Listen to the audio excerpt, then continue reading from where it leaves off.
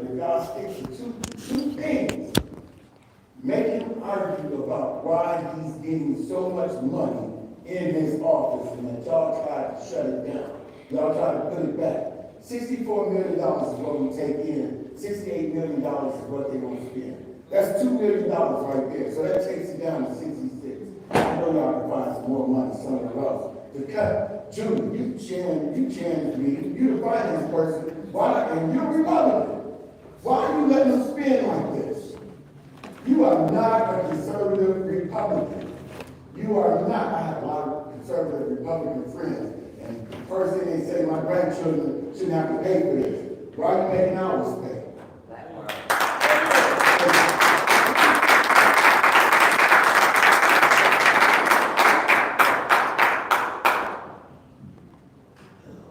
Next speaker is Wyntis.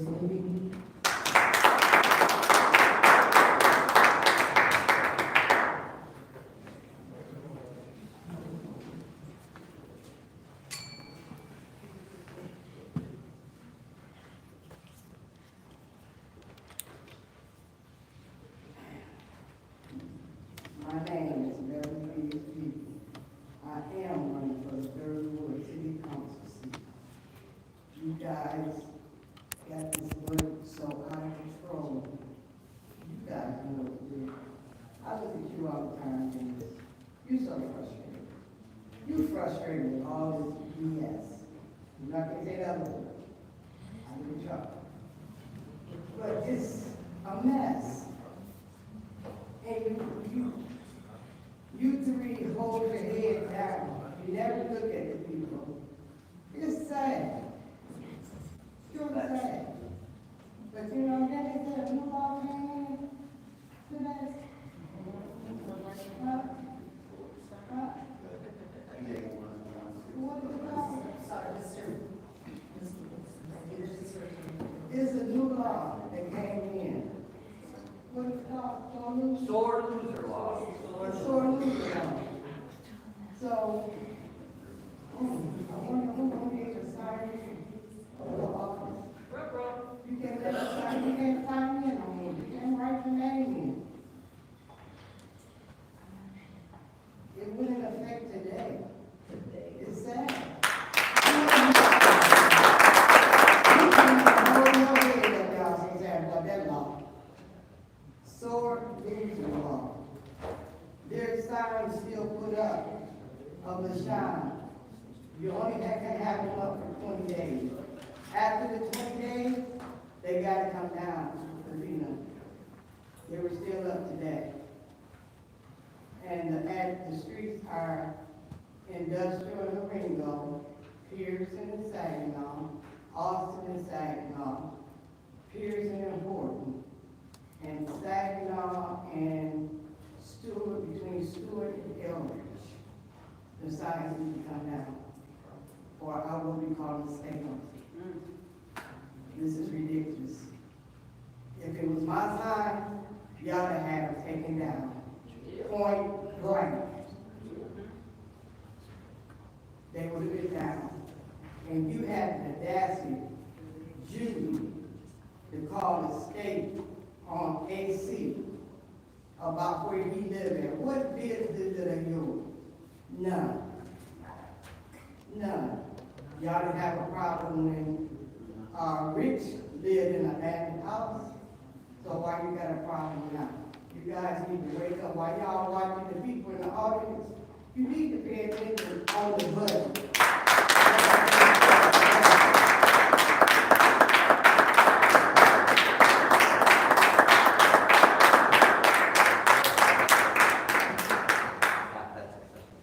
The next speaker is Wayne Johnston.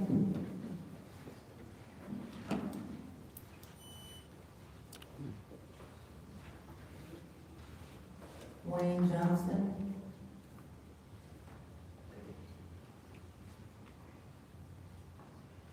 The final speaker for this meeting is Tyler Jones.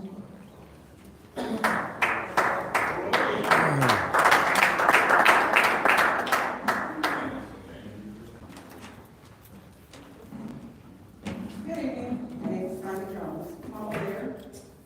I'm here. Last time I was here, Ms. Judy Good morning for being here at council. You know, that really shocked me. And I want to give you guys a testimony, okay? You guys be able to support Jay, David Brown. And while I was there, I got a call from my son. And I want to thank the council here, like family. My son is here with me again. Not to see not to else, but to support. I've been going for a whole life, having an autistic son who got issues. Y'all want to transfer opium money here, there, moving from ARP here, all this, whatever. Not really supporting autism, not supporting the opium crisis, which is real. And as for Ms. Liddell, she fights so hard for the summer program. If you fought that hard, what was really going on? The summer program only lasts for a couple of weeks.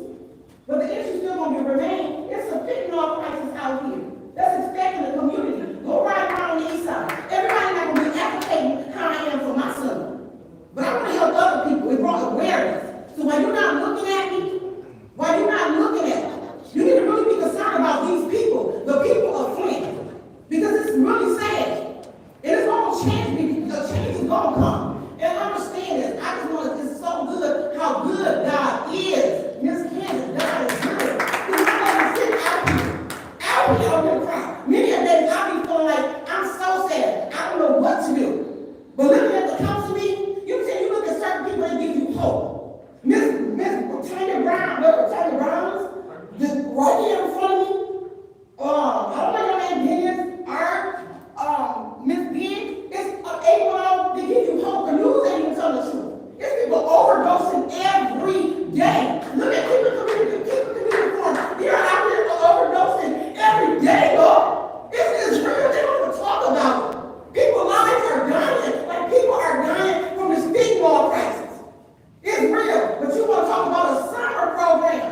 And the police is here. Right. If you call right now 911, I got a medical people. How many not coming? But guess what you got? How many back there? 4. Right back there. They ain't coming out. I come from Flint Township, from Nation, go to Flint. They're not coming for the people. They'll come, a CSI, they're the van. They come pick you up when you're dead. Y'all need to think about the people. But God is good for it all. I just want to get and say, y'all, God is good. So don't give up and keep the faith, because guess what? In the end, y'all see everything. God's time is everything. And I'm too blessed to be stressed.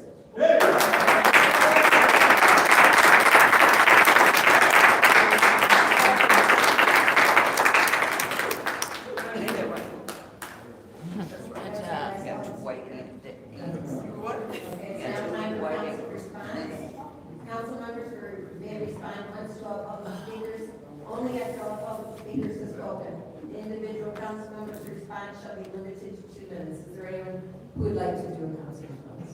Madam Chair, go ahead. I want to thank everyone who is here. We are in a budget time. Mr. Peachy, my ward does have streets paved, speed humps, sidewalks. I work hard for my ward. I take my community seriously. And you have to talk to your council person about that. I know the work I do. I know the work I do. And so I do have those things. And in fact, they're paving Frank Street today as I roll through. Because this is what I committed to my residents when I ran. And I followed through. That is the work that I'm doing, working with my community. I do want to thank publicly our city clerk for this election. She is not, I meant to do it before, because she did a good job.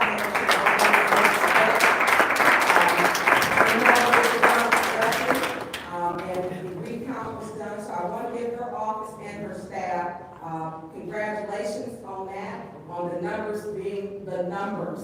So thank you for that. Also, Mr. Peachy, $150,000. I was talking to Councilman Pfeiffer, was given to the Maid Institute. We didn't approve it. On October the 25th, the Maid Institute, which is the director president is Councilman Leon L. Alamini, was given $150,000. We did not approve that. We did not. So also, to Ms. Tanya Jones, I still haven't received the opioid plan. They said we have one. I haven't seen it. Haven't seen it. don't know where it's at. So these are things we talk about proving this budget. And on page 61, it states of the city charter, Article 7, finance. The city shall maintain a balanced budget in accordance with the state law. This is not a balanced budget. They're asking us to pass a deficit budget. That is the charter.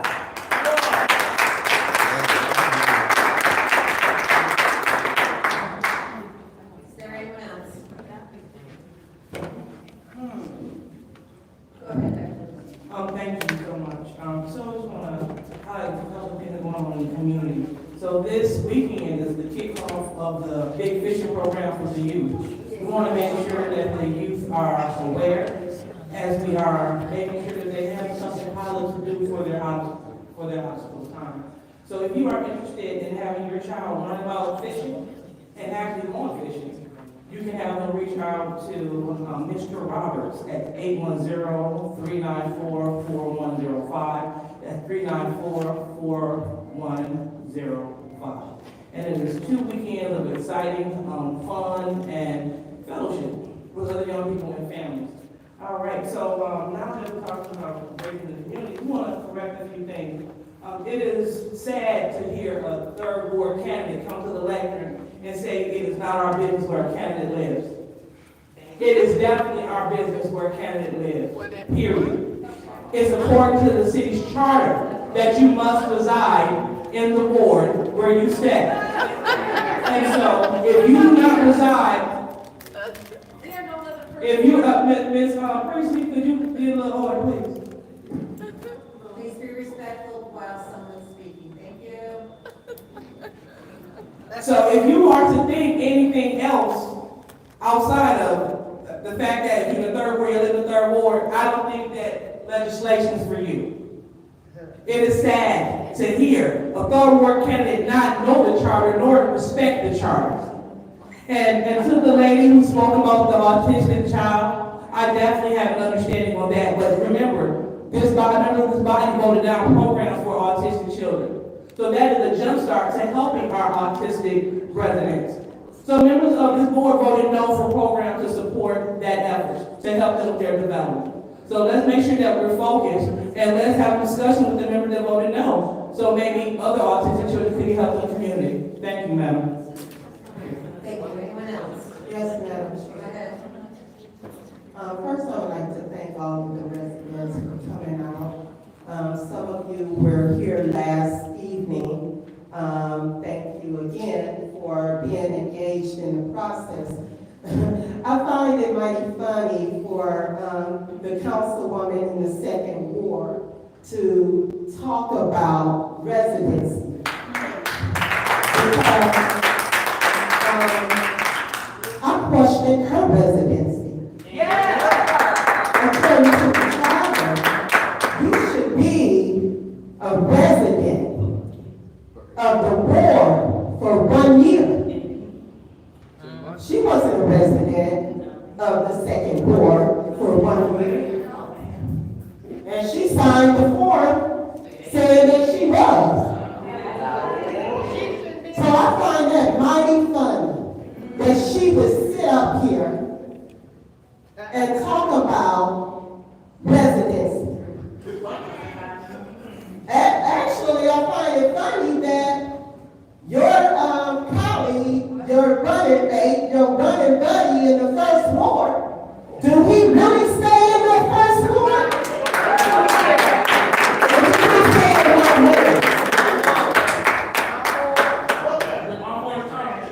Yeah, do he stay in my Township?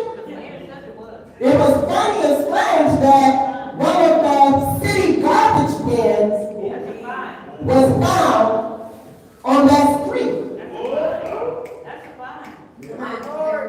You know, come on now.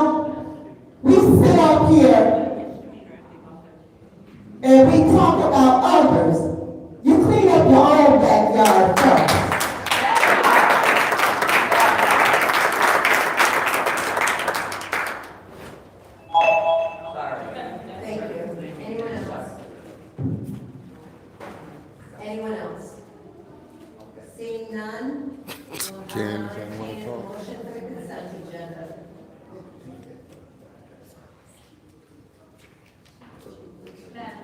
ahead. I make a motion that we approve the consent agenda. There's been a motion from the councilwoman Davenport to approve the consent agenda. Is there support? It's been supported by the councilwoman. Is there support? Is there any separations? Madam Chair, Yes. I'd like to separate resolution 250115-2. Okay. Are there any others? Madam Chair, Yes. I would like to separate, of course, 250165, no, I take that back, 250160T. Adoption of fiscal year 2026 city budget. Okay. And also, 250157, user fee, municipal solid waste costs, fiscal year of 2026.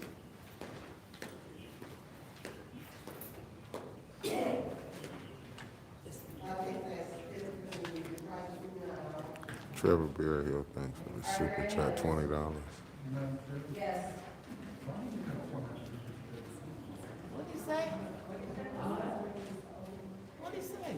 Why they got two master fees? One was revised. The second, the 250172 was revision, so we're going to, we need to drop 250155. That's already been separated.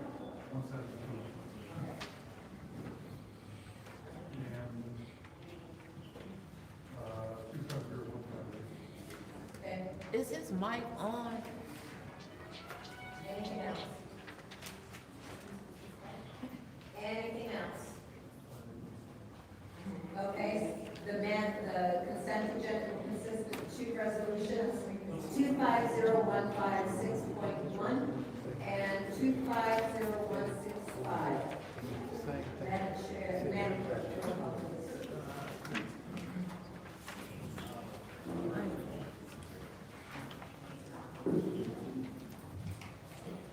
Mr. Allen, Dr. Lewis, Yes. Ms. Priestley, Yes. Ms. Winter, Yes. Ms. Burns, Yes. Ms. Smith, Yes. Mr. Pfeiffer, Mr. President, the vote is 6 yes, 0 no. The vote is 6 yes, 0 no. Our first Oh, this gonna be a quick one. 250155. Madam Chair, Yes. I'd like to make a motion that we postpone this, It's been moved by the councilwoman and postponed indefinitely. Is there support? Support. It's been supported by the councilwoman, second for. This is, roll call vote to postpone 250155 We're gonna be out here. indefinitely. And a reminder to council members to please speak into your microphone. Dr. Lewis, Yes. Ms. Priestley, Yes. Ms. Winter, Yes. Ms. Burns, Yes. Mr. Shad, yes. Mr. Pfeiffer, Mr. Jerry, Ms. Moran, Mr. Allen, Ms. Moran. Vote is 6 yes, 0 The no. vote is 6 yes, 0 no. That is postponed indefinitely. The next resolution is, if I can't get back in order, 250172, adoption 2526, master fee schedule. Entertain a motion. Madam Chair, Yes. I make a motion that we approve. There's a motion on the floor from Councilwoman Davenport to approve. Is there support? Support. It's been supported by the councilwoman in the second ward. Is there any discussion? Go ahead, Ms. White. Is there anyone here from the PTA speaking? The answer is good. Oh, 250172.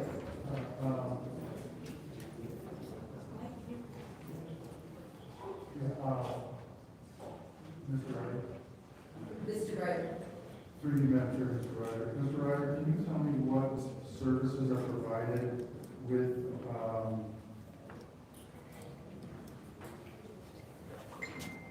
the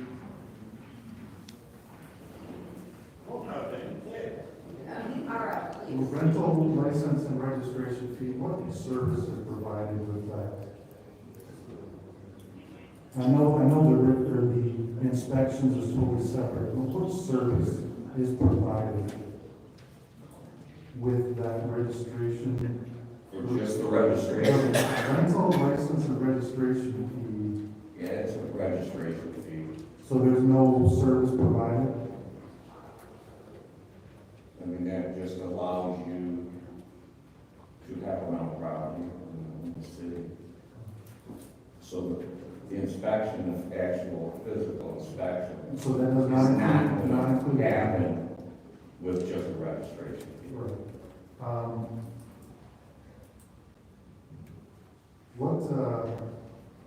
Do you know how many rental licenses your office has issued? Round number. How many in the last, since this ordinance was adopted in Yes. 20, Yes, sir. you know, about 2,500, About 2,500. yes. You realize it's probably a fraction of the rentals that are issued? It's, We have, it's very hard to, we have over 10 to 12,000 rental homes. it's possible. Um, I mean, that number changes daily. What about the vacant property registration? Has anyone signed up for that? Okay. Yeah, the vacant property registration is completely separate. In that ordinance there, I think specifically speaks of bank foreclosed properties. So that's, Only banks pay that? pardon? Only banks really pay that fee? Correct, because that's the, how the ordinance reads, so it doesn't address, it's not a blanket vacant property ordinance, it's just specific to bank foreclosed. So if a house burns down, they're not to put their own. If it was a foreclosed, a bank foreclosed, yeah, Right. so that's continuing. So, you know, it's because banks have to pay that, that's the only reason for looking at it. For that particular ordinance, yes.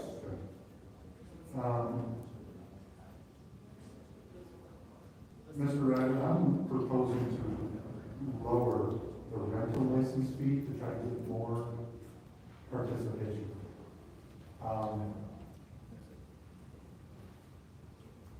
Because I think that a lower rate would get more participation. We have 12,000 plus rental homes, and you only have 2,500 signed up. That's less than 25%. So,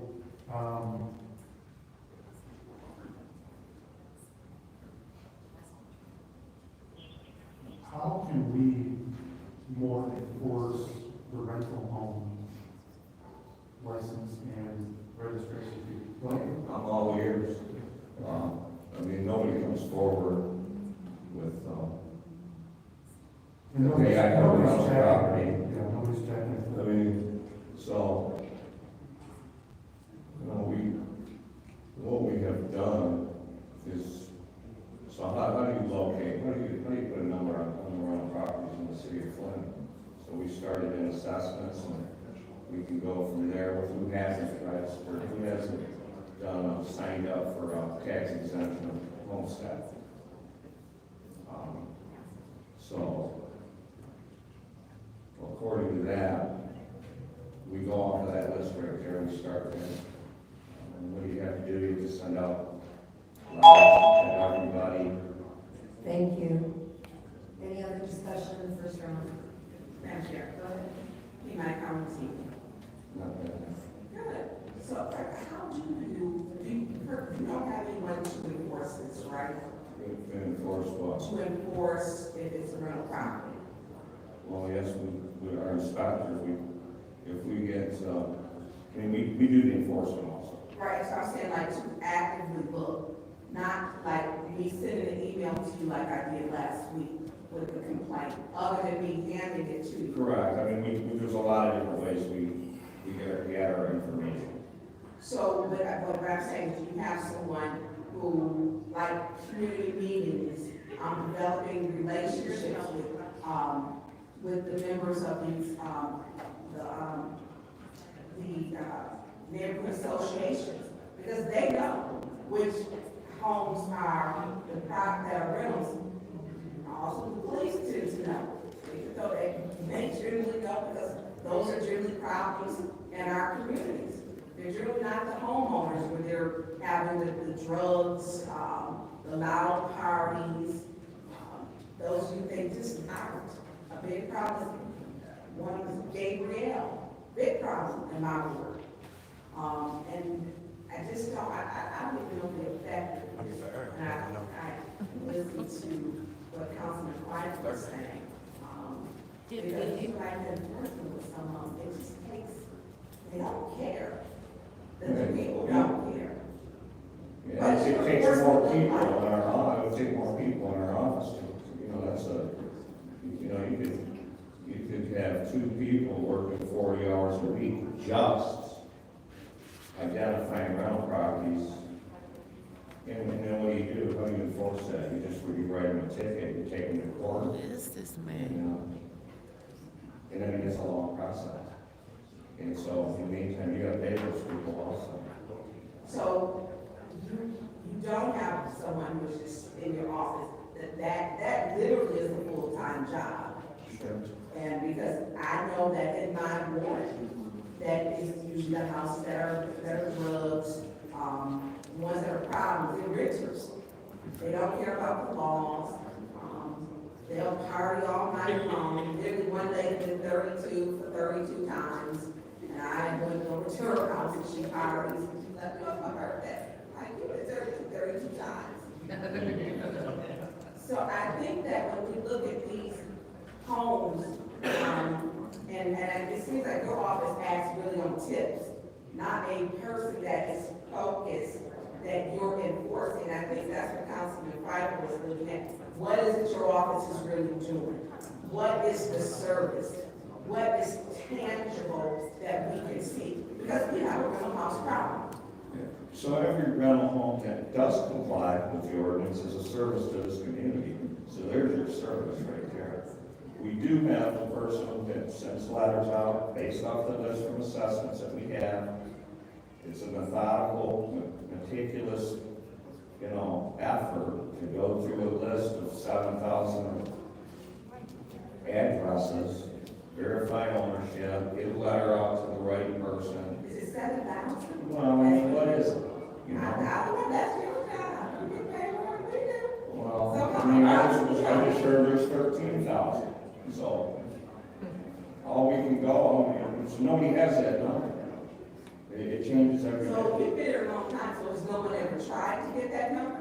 Well, yeah, like I said, so what we came up with, if you don't have that house, if you have 5 homes in the city, you can only homestead one of them, so we'll go after the other 4.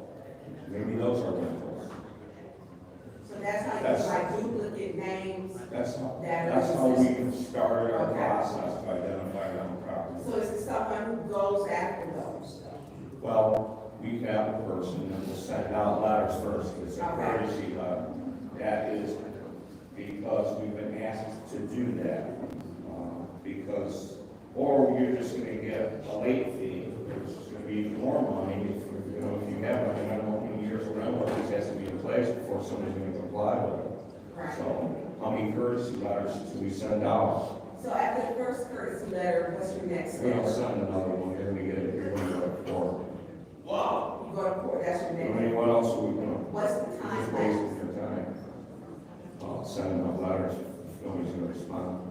So if you send a letter, maybe 30 days, 90 days, 6 months? It's a 30-day now. Okay, all right. Thank you. Is there anyone else? Is there anyone else? Yes, Madam Chair. Madam Chair, for you to, right, but I think I missed it, I don't know. So, I know that it must be lot of rental homes not registered. I would agree. What are we doing about that? We do the best, we do the best we can. Like I said, nobody's gonna volunteer to come in and say, hey, I rent a home or register. Some people do. Yeah, but it has to be a way that we can, manage that people register their rental properties. Now, I'm just wondering, yeah, but I would agree with Councilman Pfeiffer as far as bringing down, that fee. You think that's gonna bring everybody to the table? I think so, I would think so. It would get more, more people, would come in and register, that fee is kind of steep. You know that's a lifetime fee, you pay that fee one time for as long as you own that home. That's, and it's, Yeah, I'm sure, because, there is a fee associated with the, rental when it comes to the inspection, inspection, Yes. so, that's every 3 years. yeah, I would think so.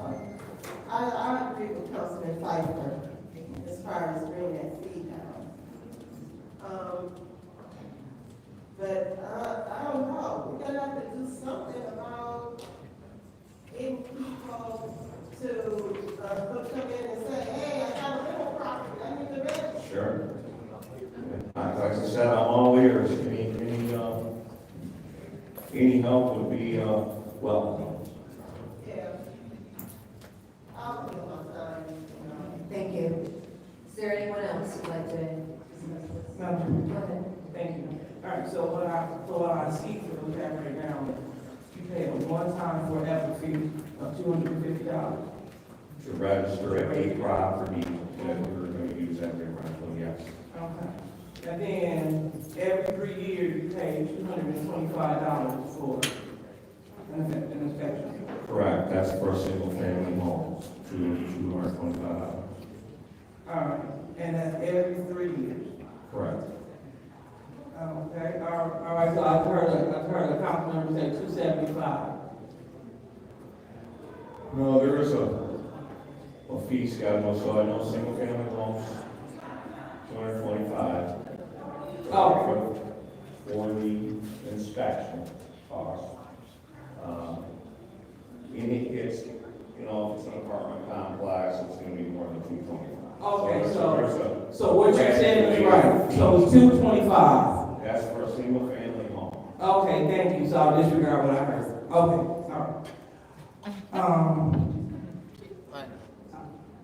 all right, so we have, so this is where I'm at with this. As I look at other municipalities, and as I speak with property owners in the city, we have, again, some of the $250 for the life of that property is low. It's low. So 10 years later, my $250 still stands firm with the registration of the property. 20 years later, $250 that covered 20 years ago still stands firm with the registration of this property, right? That's correct. Okay, so I'll make sure I'm right on that. So that's a low buy-in cost forever. Because I see other municipalities, they do you have to register your property every other year. So, yes, okay. So Some are every year. Some are every year, you're right. Again, this is definitely a low end. So if we were to, I'm not for making it a $100 flat fee forever. When we have other municipalities, I take this every year. So if they wanted to break this up, I'll be open to that. Or make it $100 a year. If that'll make it better. But, it'd be only fair if we can play ourselves if we were to drop it. Now, I do have a question when we're talking about, let's say people that own multiple homes. So say for example, if you own 10 plus properties, what can we put in place for you? Like, well, would your registration fee go down because you are a good landlord? Go ahead. Well, I'll tell you. If you could take one landlord or one property, doesn't matter if it's one landlord, but, you take one landlord, one house, and if it's complied, because it's a 3-year cycle. If you pass your inspection, it's good for 3 years. If you have one of them that passes 2 cycles, say it's good for 6 years, you've passed twice. That means the property's passed, you've had 6 years of compliance. Maybe we could talk about maybe having one for free. Put an incentive like that out there. That's certainly not gonna be an arbitrary, rule made by myself. All these things are in an ordinance, and that's just what we follow. The registration fee, or when you register it, and when you pay for your inspections, it'd be great if we dropped a fee and everybody jammed into our office and we had compliance. I mean, I don't see it happening, but I would certainly embrace it. Okay, so, but that is a thought though, from what you said. That's why I ask for anybody's input and help to help our housing in this city. Okay, I mean, that sounds like a good idea, because again, our job is to be innovative. And I don't think that lowering the fee, the forever fee by $150 is gonna make them come in. Either they have, I'm gonna pay my bills in mind, or they do not, period. And I know that a lot of landlords, they don't respect the property in the city of Flint. Now, we do have some that do. I'm not talking about them, all those that don't. And so, I don't think that's gonna change anything. So, again, thank you so much for that suggestion. Anyone else? Ms. Michelle, thank you for your comment. No, I'm in complete agreement with what you're saying, of the fee should just stay the same. They, obviously, the staff and the enforcement is a part of the issue, and them having time to do it. But I don't think if you drop the fee, they're still not gonna come in and volunteer to do anything. If you look at other cities, this is nearby or comparable. And, I just think that it is something that is necessary. The city of Flint is full of vacant properties. And this is a way for us to, one, know what properties are vacant.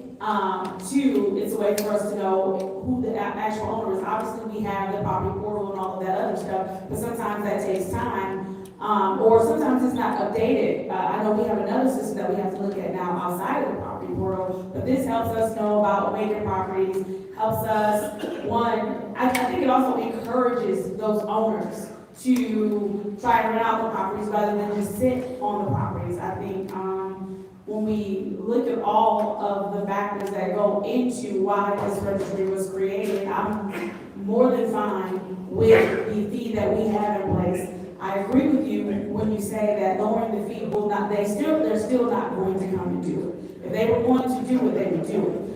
Whether it's $100 or $250, they're not registering properties, because it is hard to keep up with the amount of vacant properties that we have. I think that this is the best option that we have to do the residents who live around those vacant properties a favor and keep their homes in as best condition as possible.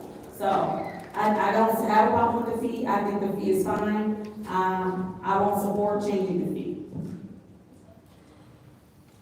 Thank you. I'm gonna take my time. So, am I correct in assuming that this is like a license to do business within the city of Flint for that property? You can certainly look at it like that, yes. Okay, so if I'm looking at the licensing fees under the city clerk, Madam Clerk, are these fees that are listed under licensing, are they annual fees or one-time fees?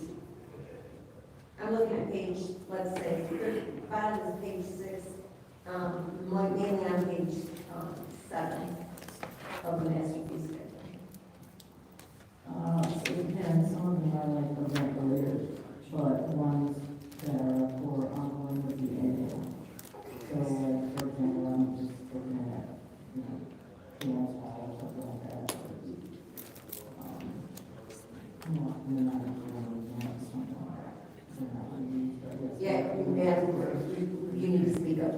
They are annual fees.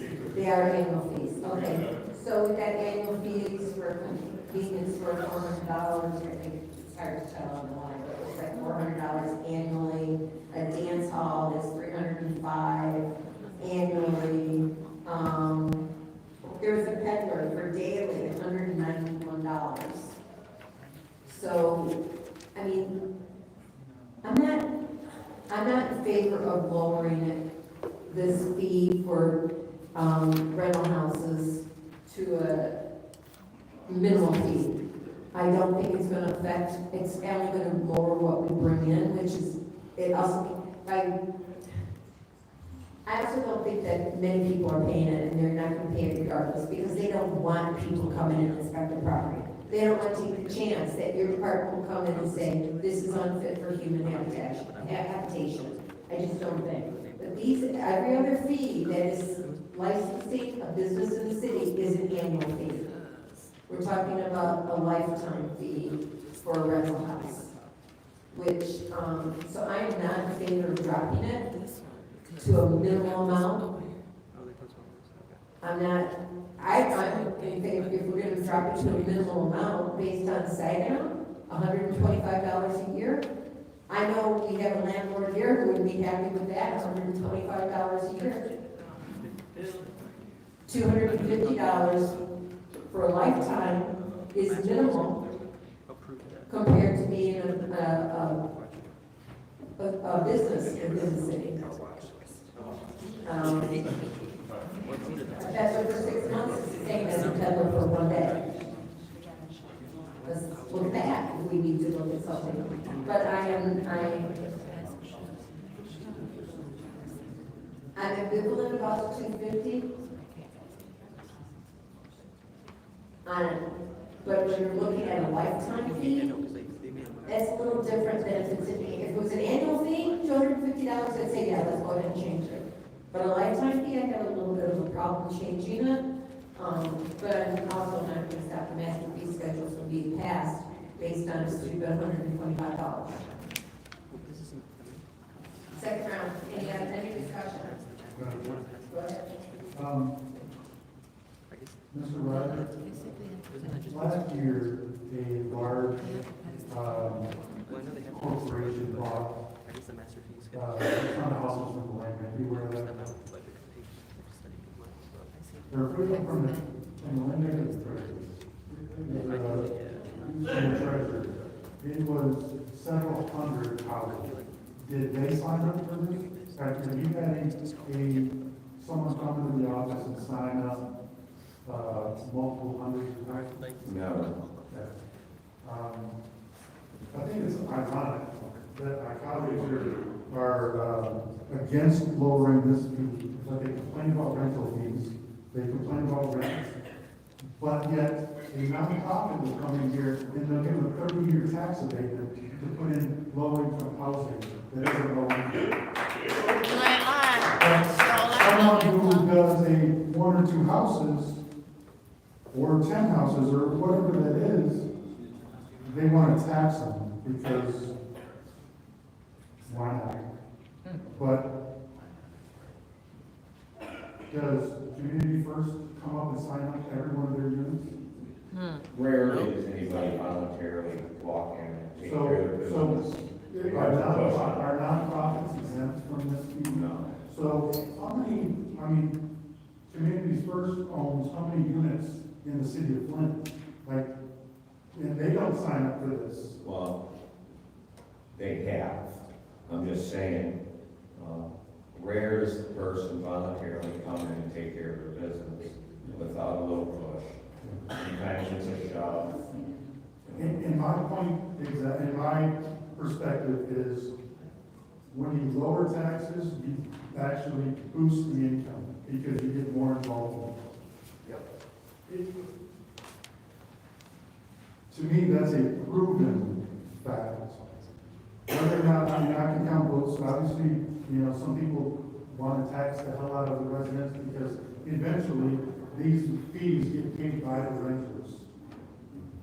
They don't get paid by the owners, they get paid by the renters. Right, make the So,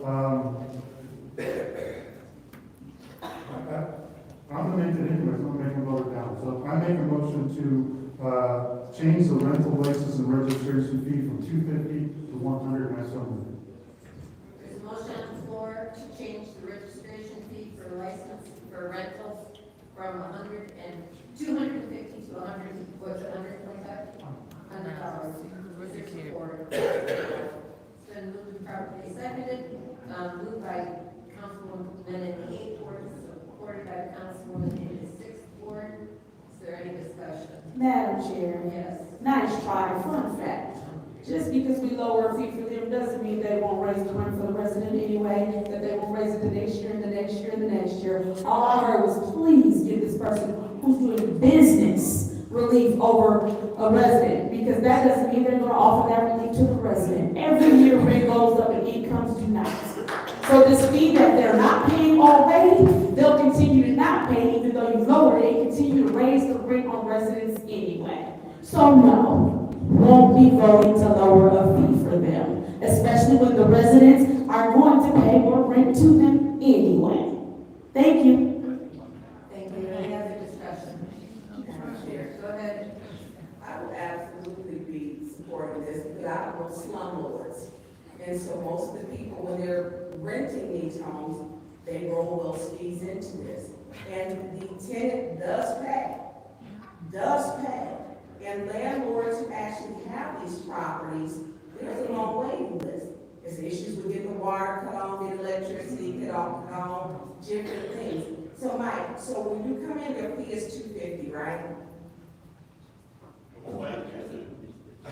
To register the property, Okay, and what is the $275 that you're paying? number for the inspections. Okay, so you pay $275 for inspections, so that the person down there can understand that. So people have $475. Didn't he say, 225 for inspection or 275?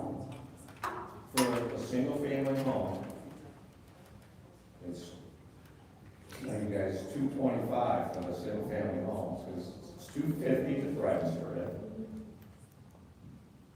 And 225 for a single family home. Thank you. Want to clear that up. Thank you. So she can clear some other stuff. So, what is Sunset Village? Because I'm really concerned, 100-something units, how do they come in to do this? So when you have a multiple, so anything with 3 units and above is considered a multiple.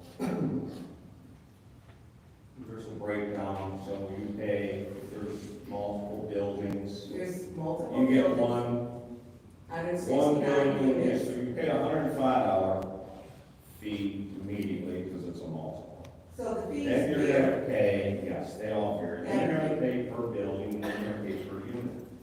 thank you. So with these, the cost is baked into their deposit. Yeah, not your fault, because you're not a landlord. You're, I don't know if you are, you might be, but I'm saying the ones that I know, that they carry that cost over to who's ever renting the property. And renting homes is, you look at apartments are high. They're 1,200 per month. When the homes are still rented about, 7 to about 1,100 per month is about the average. And so the homes are still cheaper. I have talked to, dealt with, and clearly understand people with multiple properties. My aunt has multiple properties. She's got a waiting list of the properties. Are they all registered? Absolutely. I see, now I get it, because absolutely, everything is registered, absolutely everything. And you probably know his name, because he's down there, above board. She's on properties for over 30 years. Well, we thank them for that. No, it's her and her son. And yeah, they have them all over Flint, and not just Flint, all over Tennessee County. And so when we talk about these properties, they get the most difficult time, because your office probably needs more people. It's the lag time of getting people to do things. So there's a waiting period. We should have, we gotta pay our, we have to afford our inspectors too. Oh, absolutely, how many inspectors do you have now? We have 3 rental inspectors, we have 3 people that do rental inspections in the city. Okay, so those costs for Flint, the cheapest, is cheaper to rent a home, and we look at what they charge in apartments. You generally get more square footage. So the apartments is still getting the same thing, so I have apartment complexes in my ward. I have, and I've got rental homes. And when we look at, what people are paying, it's often hard to come up with that deposit. That's just a fact. So do you think in an apartment complex of 400 apartments, that $250 registration fee is really going to affect? No, I'm not talking about, I'm saying that it probably needs to be looked at the rates, like you were saying, maybe a scale, or someone owns 10 properties, or they own 25 properties, that we maybe need to look at that, and we know they're good, because they're registered. The record is consistent. Absolutely consistent. So I think those are things that, and they're part of the Landlords Association, which I know may not be friends with yours right now, but. That's news to me. Those prices, so I'm saying, I think we need to look at maybe if they own both, and maybe look at both in that pricing, maybe to adjust that, not just saying 5 rental houses or 1 or 2, or maybe we look at 10 and above, maybe have a slide instead. That's what I'm saying. Thank you. Any other discussion in the first round, sorry? Any other discussion? Thank you. All right, so we're talking about making the flat forever fee $100. I'm not talking about that.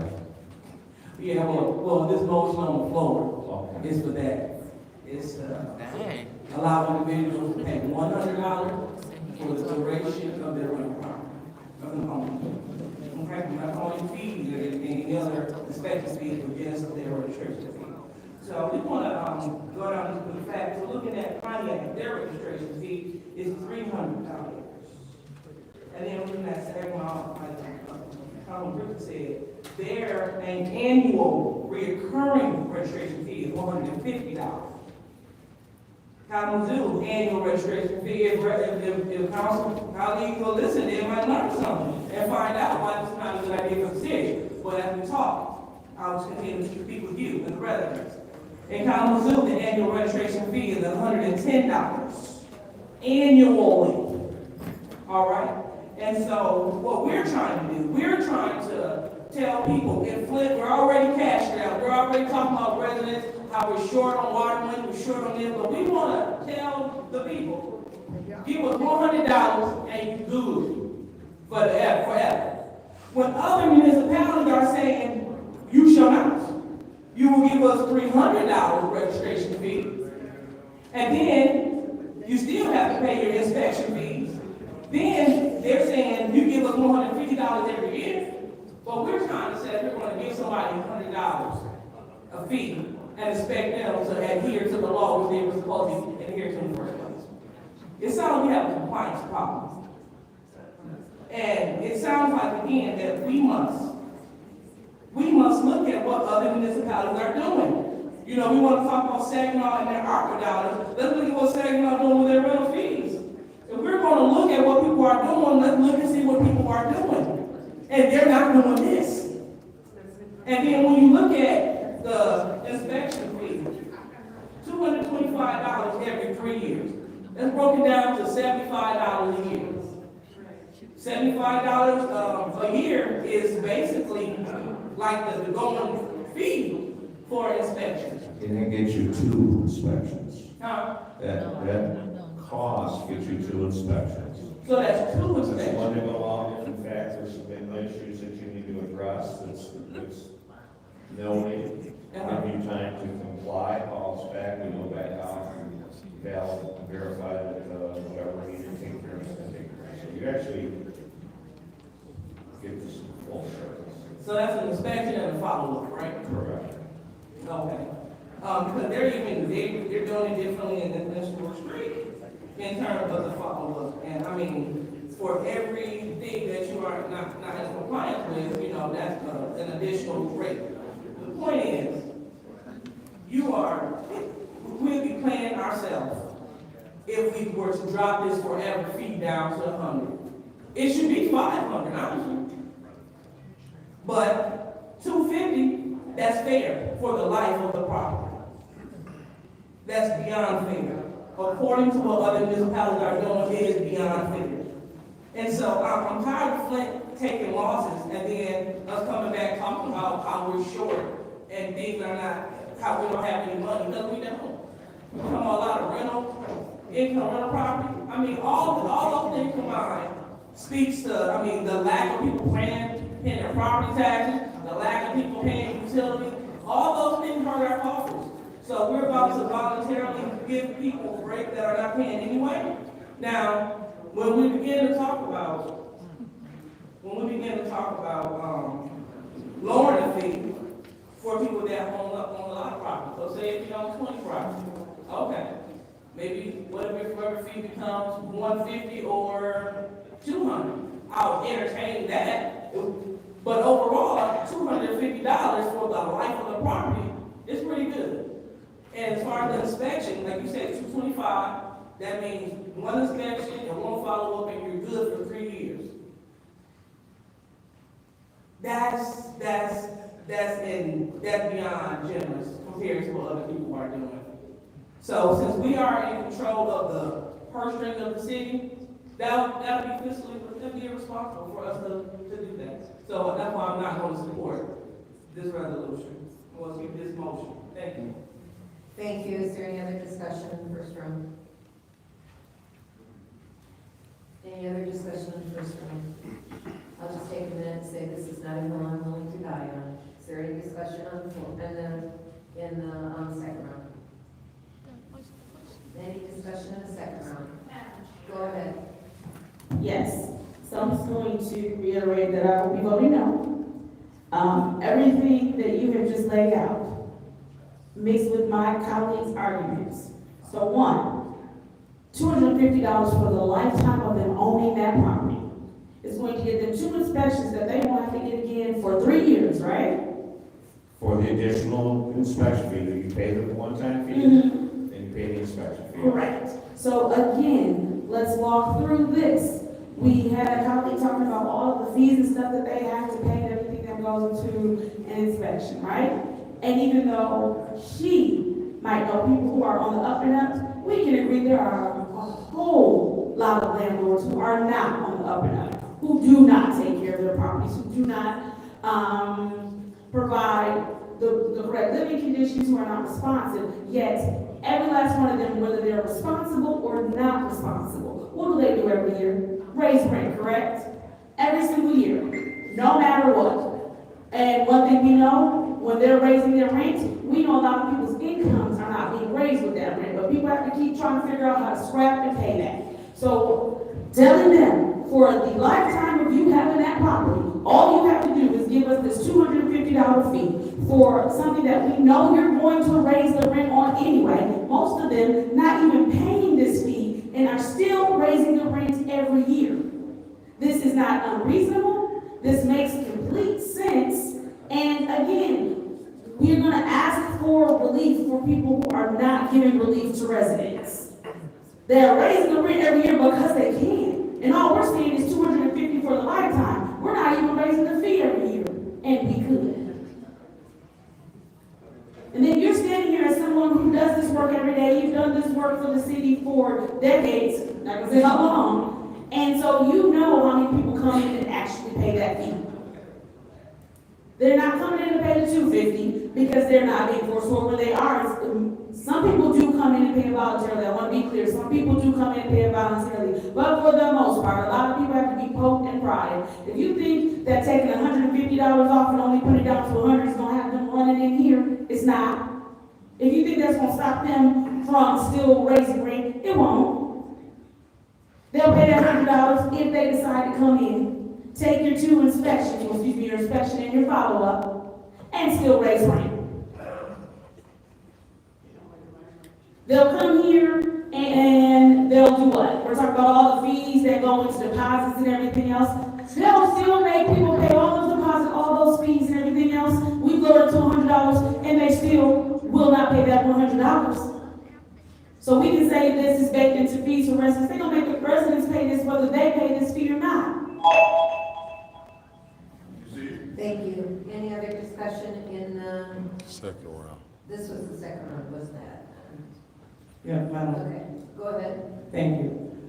So I'm willing to entertain the dropping of the fee and get rid of the forever piece and just make it $100 annual fee.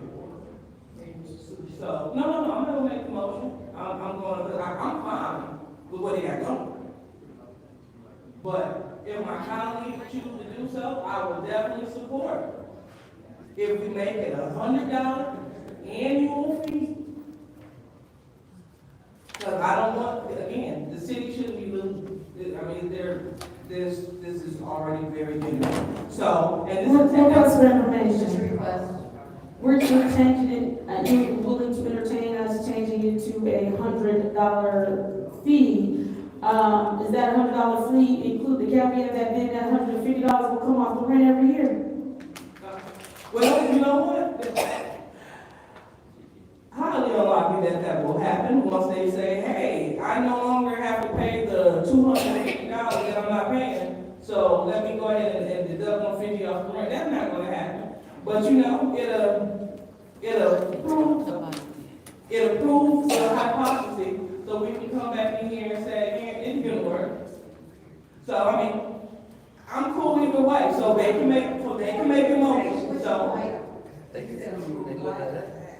It approves that I'm going to continue to speak. And $100 annually, if we go with the $100 annually, and we see how it rides the first year, we're going to see the influx of people running to your office to pay this fee. So I'm definitely down with making it $100 annually. So no more forever fees. So if you own that property for 20 years, we're about to get how much up for you? Yeah. So let's make $100. And we'll see if Mr. Pfeiffer's hypothesis is correct. So I'll entertain a motion. Thank you. That's what I'm. Thank you. Any other discussion in the second round? Any other discussion in the second? Go ahead. I feel stupid here. We can't collect water bills. We can collect $100 a year from renters. That makes 0 sense. Our collection efforts in the city are horrible. That's why they bring But this my thing. whole point is nobody's rushing in to pay $250. Maybe they might come in to pay $100. That's my whole point. I could give two cares whether or not this passes or not. I'm trying to get more involvement, which means more inspection fees, better living conditions, because nobody's rushing in to pay $250. But keep it at $250 and see the 5 people that come in. I don't care, whatever you want to do. Good for you. Any other discussion in the second round? All right. Any other discussion in the second round? I'm gonna take a few minutes. Mr. Ryder, did you, find out were you able to get the numbers of how many rentals we have in the city that are licensed? That are licensed, that are compliant, registered, comply with a little over 800. 800 residents Are in full compliance. in full compliance. Current inspections? That is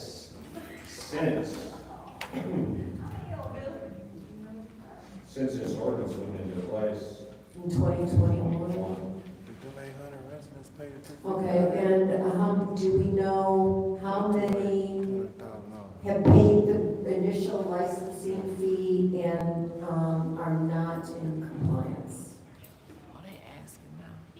About 2,500 have paid all their fees, but they just haven't ever passed the inspection. Huh? And they So still. out of the 2,500, you got 850 that have passed, have complied. there's a good chance, well, we already know that there are a lot of rental houses in Flint that are substandard. Or could be lacking in one area or not. And I know that there are many homes in the Flint Ward that fit that bill. And, like I said, this is not a hill I'm willing to die on. I'm in favor of keeping the $250. I'm ambivalent about $100. I don't think it's gonna change anything, but if that's what it takes to get this budget passed, I'm gonna agree with it. There are certain things that's not worth the fight, and to me, this is not one of them. This is the vote to change the rental licensing fee from $250 to $100. Ms. Priestley? Yes. Debbie Garner? Yes. Ms. Burns? Yes. Ms. Shad? No. Mr. Pfeiffer? Mr. Jerry is absent. Mr. Almy is absent. Is he still on council? The vote is 4 yes, 2 no. Vote is 4 yes, 2 no, that fails. Is there any other, discussion? I'll leave it alone. Is there any other discussion on the adoption of the master fee schedule? We're in the second round. After I use my time, Yes. so I can make any more amendments. Not at this time unless we extend discussion on this resolution.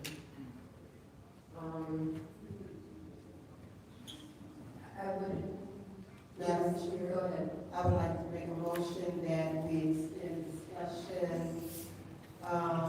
for this resolution by, another three rounds. Another 3 rounds. There's a motion on the floor to extend the discussion to extend this resolution for another 3 rounds. For how long? 5 minutes. For 5 minutes. Is there support? Support. There's a motion on the floor. This is the vote to, that was not made by, Councilwoman in the 5th ward and supported by Councilwoman in the 6th ward to have, 3 additional rounds in 5 minutes. This is the vote. There's no discussion on this motion. Mr. Carter? Yes. Ms. Burns? Yes. Ms. Shad? No. Mr. Pfeiffer? Yes. Dr. Lewis? No. Ms. Priestley? Yes. So they ain't gonna vote. Vote is 4 yes, 2 no. The vote is 4 yes, and 2 no, that motion fails. So we're on the second round of discussion on the master fee schedule. Is there any other discussion? People who have spoken are just, Mr. Pfeiffer. Any other discussion?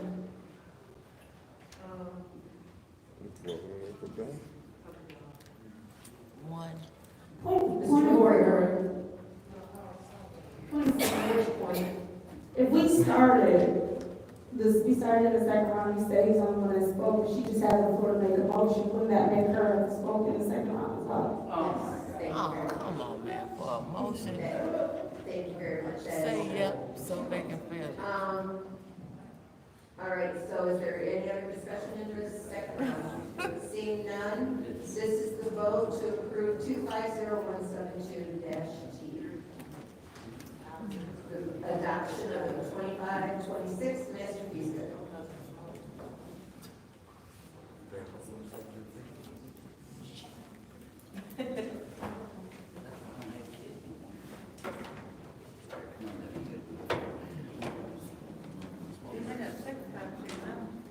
Madam Chair, procedurally, I have a question before. Yes. I'm sorry, I cannot hear what's being said. I have a question procedurally before the vote. The motion. On the motion. Who's she hollering at? Resolution, I will keep track of the rounds of discussion before Mr. Pfeiffer made his motion to amend.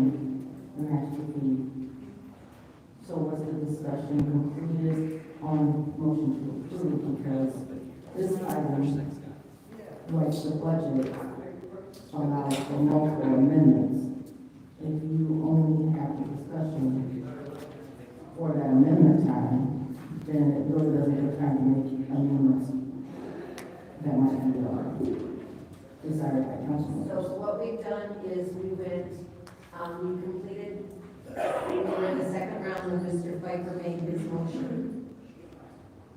The amendment. The amendment. Right. And, then we went back, we voted against the amendment that was made, and then we went back and offered second round discussion again. And no one had any additional discussion in the second round. With a amendment motion, being ordered regardless. So if it's a motion. But what's confirmation? What's your request? Does the chair understand that what the clerk is saying is that procedurally you can allow, because it's budget, that you can allow him to make a motion even if we're not having discussion?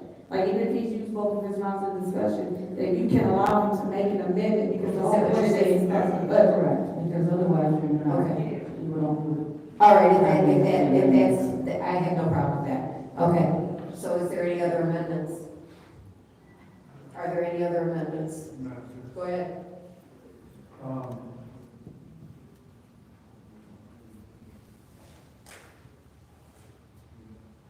I make a motion to amend line 3077, alcoholic liquor sales from 1,000 to 1,500. Line 377, go to that, please.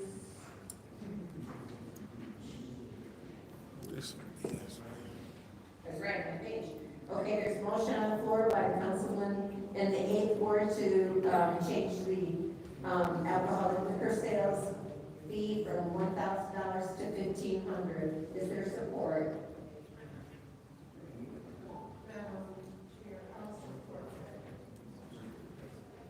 Okay, it's been moved and supported by the councilwoman and the 5th ward. Is there, and do we do discussion then, Madam Chair, or Madam Clerk? We've been allowing discussion on. Okay, all right, just want to make sure that procedurally I'm following the correct procedure. All right, is there any discussion? Yes. Go ahead. When we drive down every street in the city of Flint, there is liquor stores. And we want to talk about cleaning up our neighborhood. We want to talk about raising more revenue instead of taking from the people. Because I would say 90% of everyone that owns a liquor store is an owner from out of city. So, to me,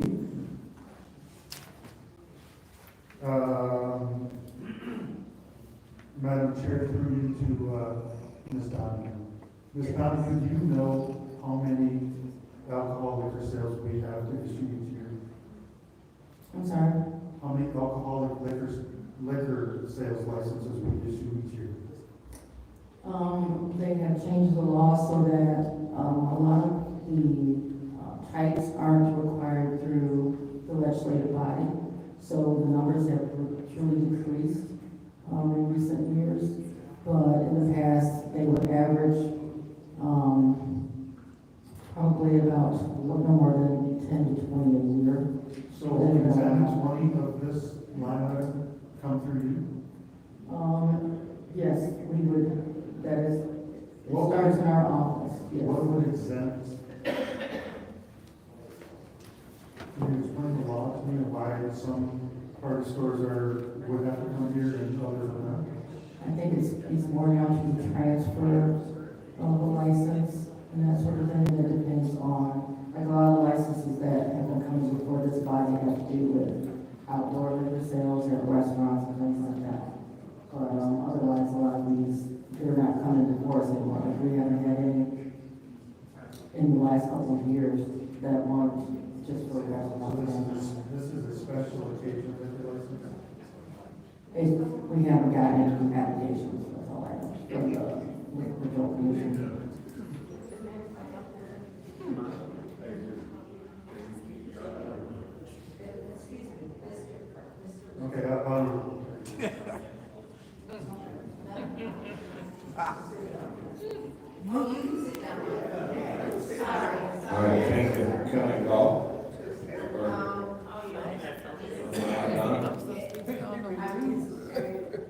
Yeah, I see it.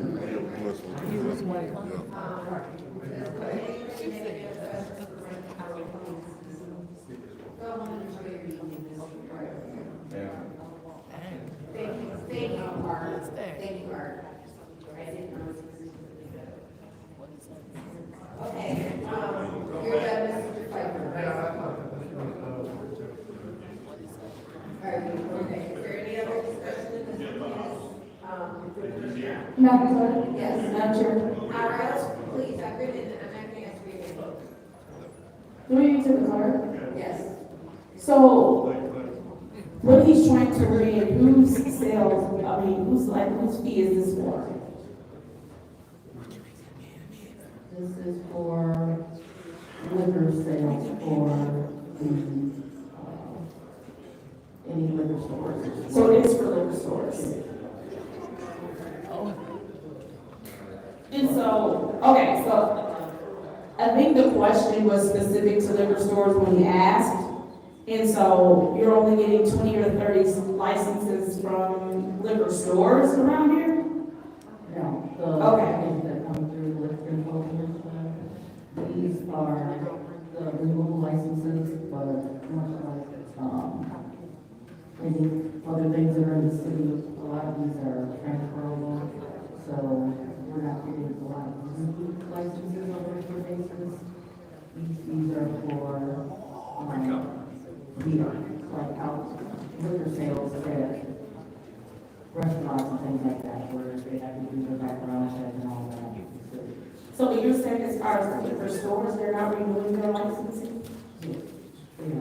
They are? I'm trying to understand. So you're saying we're not getting a lot of renewals?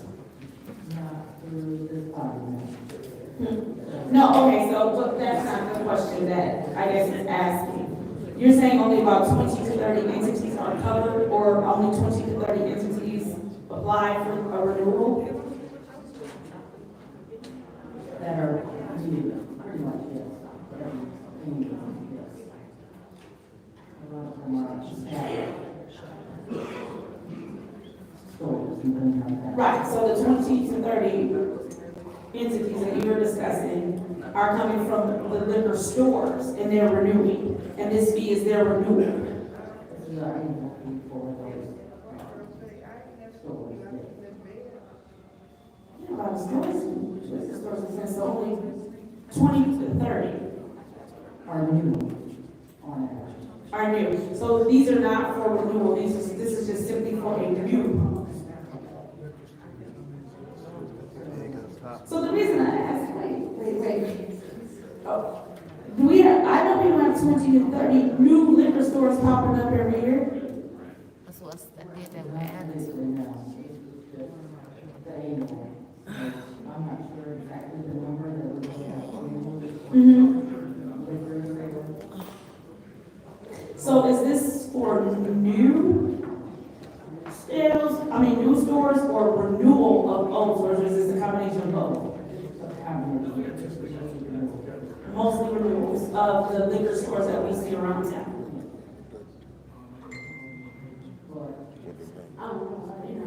So I know we have more than 20 to 30 liquor stores around here.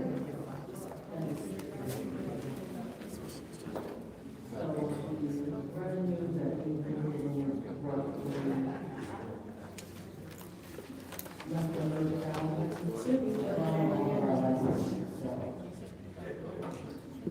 All right, thank you.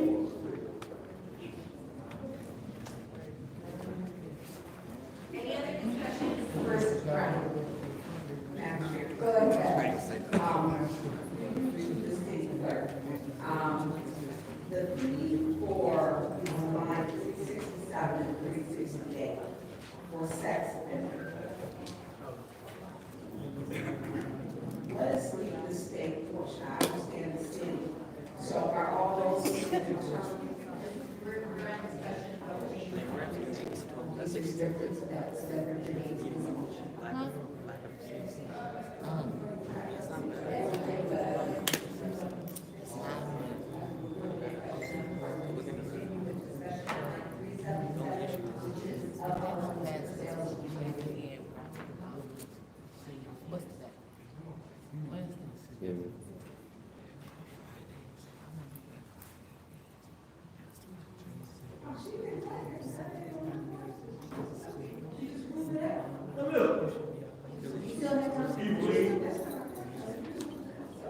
Okay, so you're done.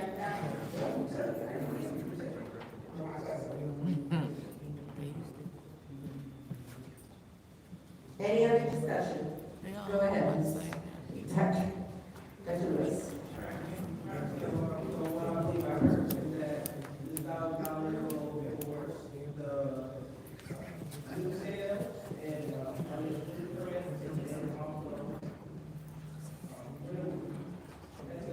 my question is about, okay, and my question is about enforcement. So, this is through the city clerk, I don't believe I heard it, and I do apologize if I missed it. So, through you, Madam Chair, Madam Clerk. So, how do you go about, since these are, you mentioned the police department, and you go, how do you go about enforcing this? So right now, we do not have the capacity any longer to enforce, and then that's why we've been in discussions with, moving, the functioning to, business and community services unit for enforcement, because they would have the capacity to have dedicated staff just for licensing. Right now, our licensing staff are also elections staff. And in the past, that division was, staffed by people who solely did licensing and enforcing of those licenses. Okay, so we're trying to put it in another department, right, what I heard you say? Correct, we have been looking into that possibility. Okay, so has that conversation already started? It's been ongoing for about a year and a half now. Okay, all right, so in the meantime, we have people being relying on, alcohol use sales, body shop, mechanic garage, bowling alley, car home, all sides. So all these things are. Mr. Point.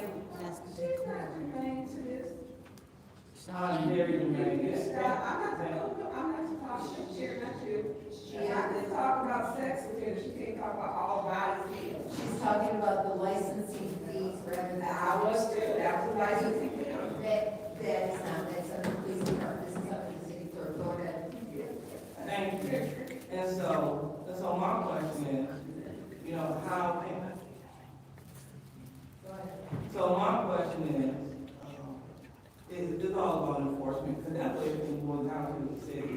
How are we going to enforce what we have? And so, saying with our legislation is a pretty great idea. But again, we don't have a year and a half to wait, because that's again, say we have 50 stores, 50 liquor stores, 50, and I guess how, do you, Madam Clerk, how often do they supposed to renew? Is it yearly? That's correct. Okay, so the year and a half that we did, we stalled off, that could have been, like, for example, we had 50 stores, that could have been $50,000 in our cost while we're talking about nothing. So I don't understand, but hopefully we have a resolution to get this done, because again, look at the last fee schedule, it just reminds us this is money on the table that we're leaving on the table. And we'll get it. Thank you, Madam Chair. Thank you. Any other discussion in the first round? Any other discussion in the first round? I'm going to be content because, Madam Clerk, I'm very confused. This is supposed to be an annual fee. It doesn't matter if they're new or, we're asking if this is an annual fee regardless if they're new or renewed, correct? This $1,000 a year. That's correct. So, the new applications means nothing to this, it's an annual fee, and we only collected 30,000 last year? Or approximately?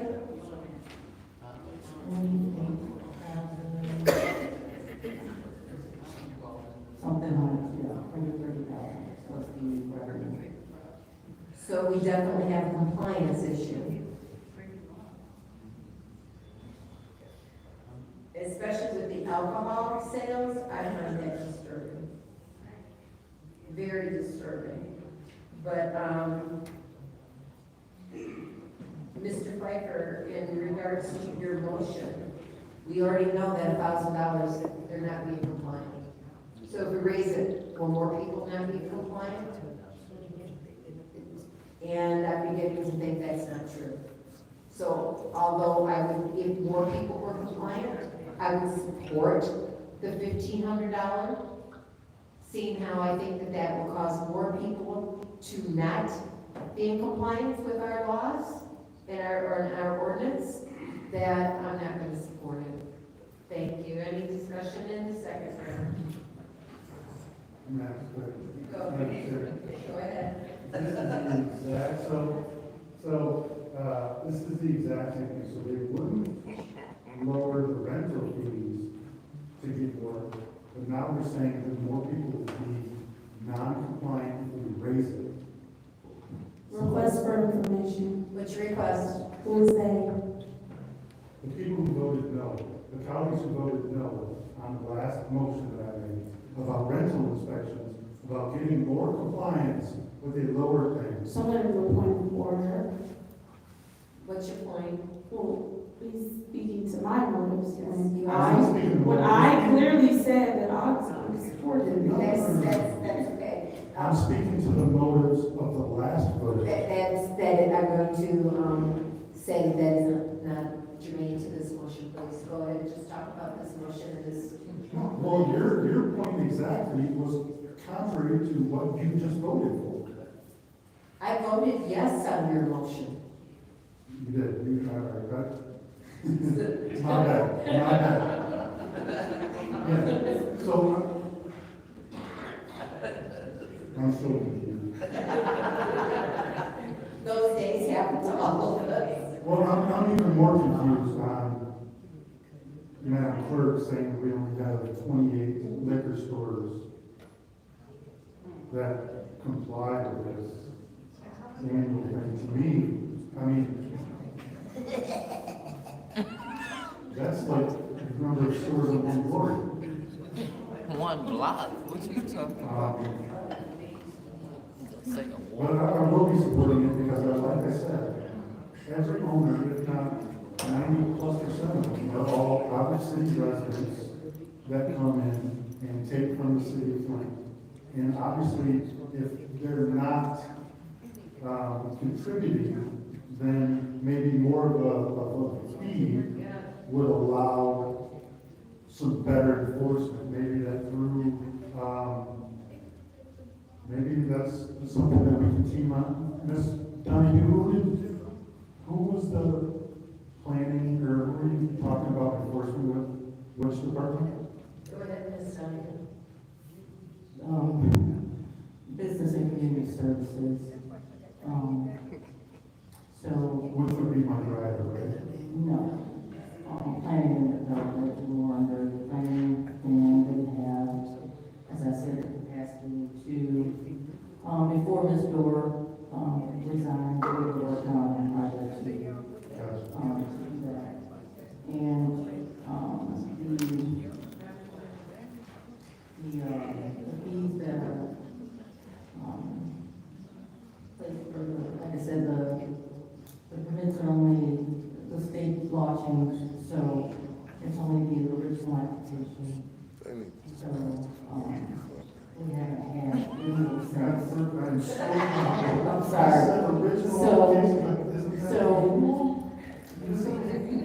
So we have, since the law has changed, we haven't had the necessity to do that, so. So lately, that's why our, has a, and I think that those fees, because it covers the background check and all that stuff. So I think a lot of it might not come always to our. I think, Madam Clerk, I think over the last enforcement, we don't have people signing up because nobody can understand it. You're just saying it's only the original. 2 minutes ago, you said it was annual. we've had annual fees for people that are going before. For new applicants, they don't have to, pay renewal because they changed the law. So, the monies that come in aren't necessarily coming to the clerk's office because they pay for the background check and all that, including fire and inspection. Okay, Mr. Piper, your time is expired. Is there any discussion in the second round? Any other discussion in the second round? Any other discussion in the second round? Okay, this is the vote to change line 377 from $1,000 to $1,500.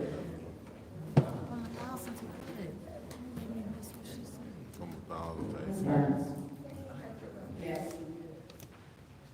Ms. Mashat? Yes. Ms. Piper? Mr. Jerry is absent. Mr. Lowe is absent. Dr. Lewis? Yes. Ms. Priestley? No. Ms. Wyntis? Yes. The vote is 5 yes, 1 no. The vote is 5 yes, 1 no, that is changed. Are there any other amendments? Are there any other amendments? Madam Chair, Yes, Mr. Flecker.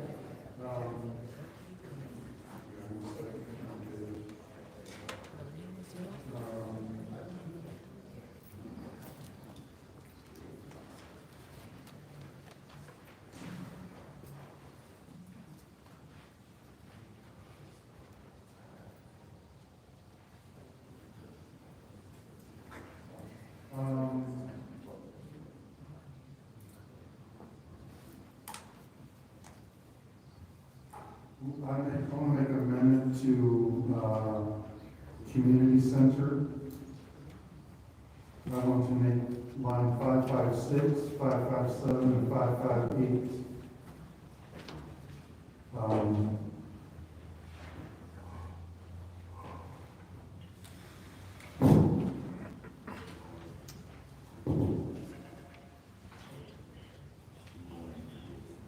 Check that. I want to eliminate 558, and I want to change 556 to 350, and 557 to 250. Okay, let me make sure. Line 556, you want to leave 350? Yep, 557, you want to leave what, how much? 250, 250, and you want to strike the 558, event for €100? 80 plus. Or 80, Yep. sorry, did I say 105? All right, so there's a motion on the floor, by Councilman in the 8th Ward to change line 556, 4-hour rental of community center for non-residents to $350. And to change line 557, 4-hour rental for residents to $250. And to remove, line 558, 4-hour rental for 80 years old. Is there support? Madam Chair, I want to clarify. I want to remove the $100, but I want to keep the line. Like, I want it to be free for somebody to love it. Okay. Because I can just eliminate it. All right. Would make them fall. You said remove, so- No, I didn't. Okay, so we want to change, line 558 to 0. Is there support? 556 would be 350, 557 is 250, and 558 would be 0. Support. Okay, it's been supported by the councilwoman in the 7th Ward. Is there any discussion? Yeah, real quick, Madam Chair. Yes. Mr. Pfeiffer, Mr. Moore, yes. Can I ask a question about your motion? Sure. Is it zero rent for people that are 80 or that you? Yes. Yes. Zero, anybody above 0 that wants to rent, the fee will be waived. That's above 80, that's my, so, here's my thought, on this. Non-residents is, I I think it would be great for non-residents that want to come to the city and rent our facilities.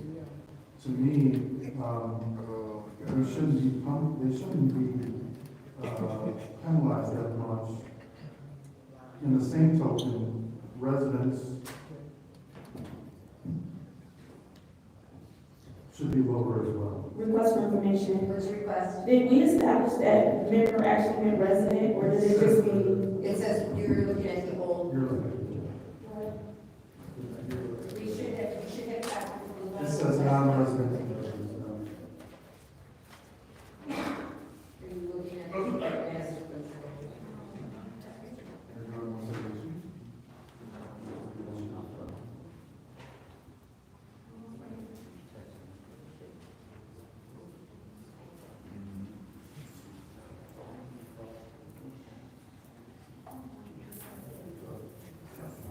Okay, continue. Yeah, so I just want to lower those fees, and I want to waive anyone that wants to put together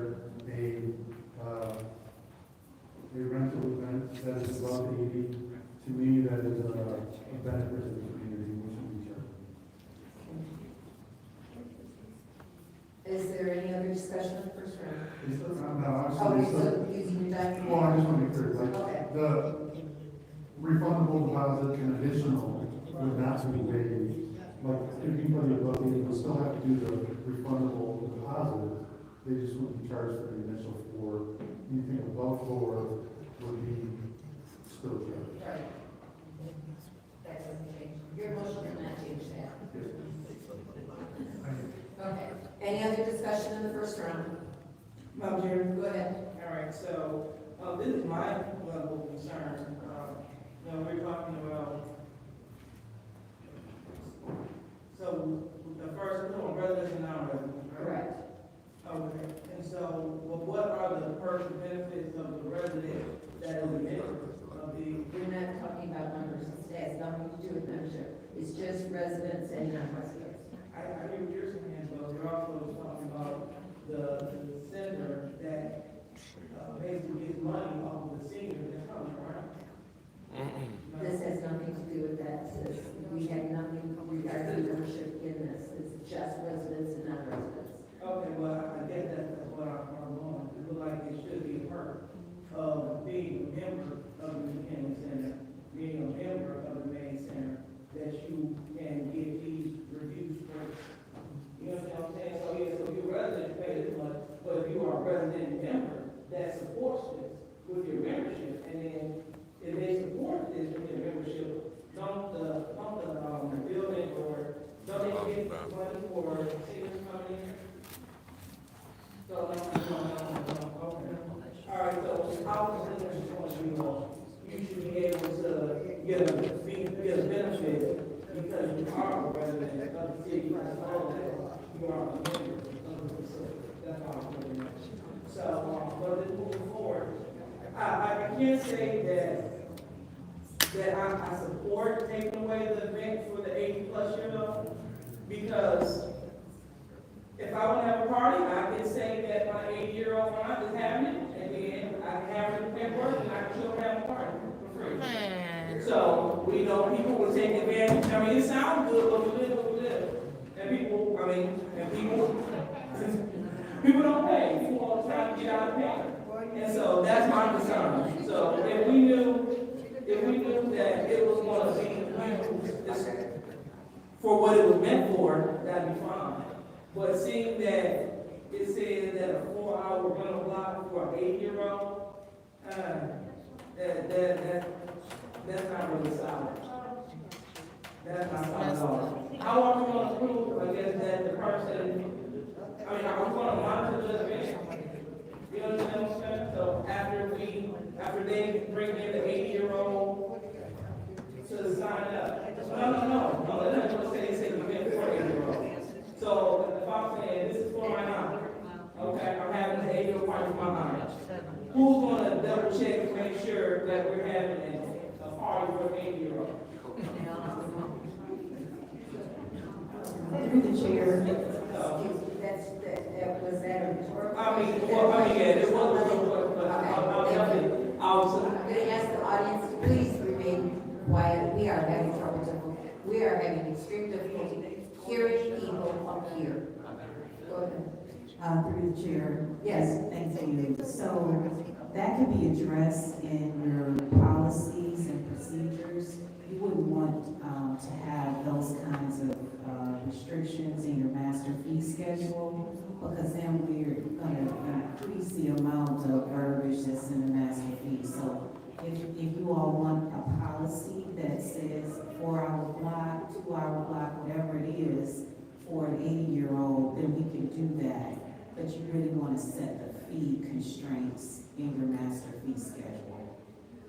Okay, thank you for that, but again, having this special set aside, and making it totally free, just giving you pause.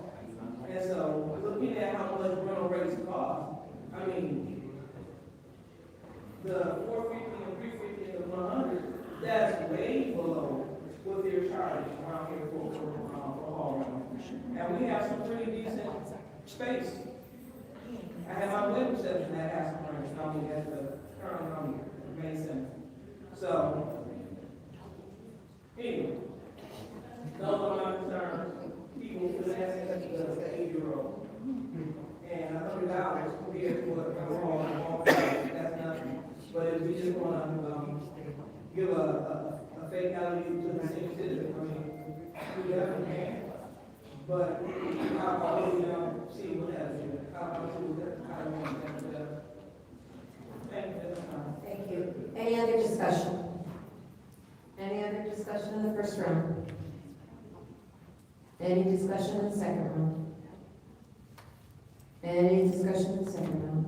Hearing none, this is the vote to change line 556 to $350, line 557 to $250, and line 558 to 0.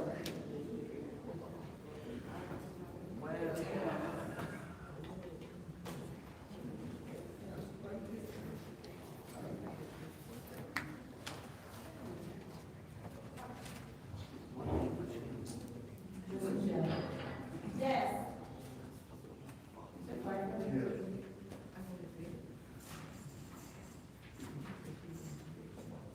Dr. Lewis? No. Ms. Priestley? Yes. Ms. Winter-Garner? Yes. Ms. Burns? Yes. The vote is 5 yes, 1 no. The vote is 5 yes, 1 no, that we should have the executed. Is there any other amendments? Madam Chair, Go ahead. let's get on that line. It's absolutely perfect. It's line, 350, 67, 367, 368. I want to change this. My reason being,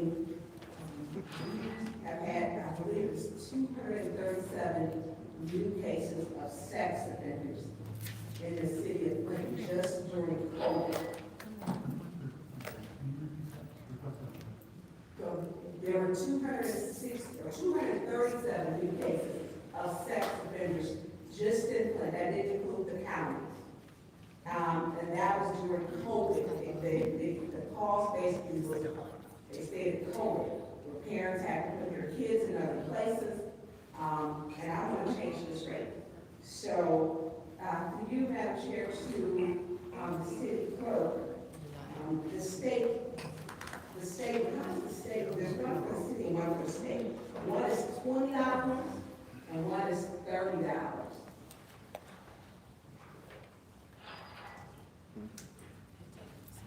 I have no idea about that or the first. Is there anyone from the administration who could approach? Yeah, I want to change the city one.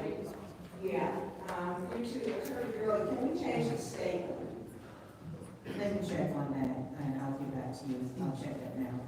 Okay, so I want to change the one, I'm not friends with any sex offenders, but not ever and never, ever will be, and how they traumatize children's lives and take advantage. This rate probably couldn't be high enough for me. Especially, we know that 237 children were newly abused. I of $250. And I will wait for, I'm gonna fine for my 368 now. Just do it with 367 at this time. So there's a motion on the floor from Councilwoman DeSantis to change line 367, sex offender registration city portion only to $250. Is there support? It's been moved and properly supported by the Councilman Adjournment. Is there any discussion? Madam Chair, Go ahead. when we look at our crime stats, and we look at the number of sexual conduct, in the different categories, it is a problem. I don't know if it's gonna be a deterrent or not, but it should be $20 to register at all. Not just that, I know that we have Sheriff Swanson, who has his ghost team, and all these sex offenders are not like poor people. They don't, and I think they're less than they are, I'll be honest with you. You look at some of these people who are meeting young kids, grooming them. We had a 14-year-old boy who was groomed. He was groomed and was given HIV.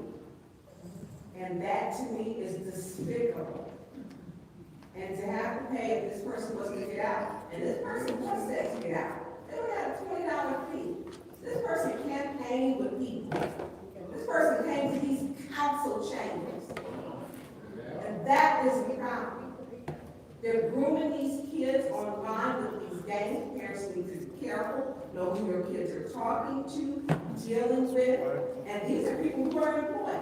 Some are doctors, attorneys, lawyers, people who are who work in different fields. That this, I don't know how this was ever this young.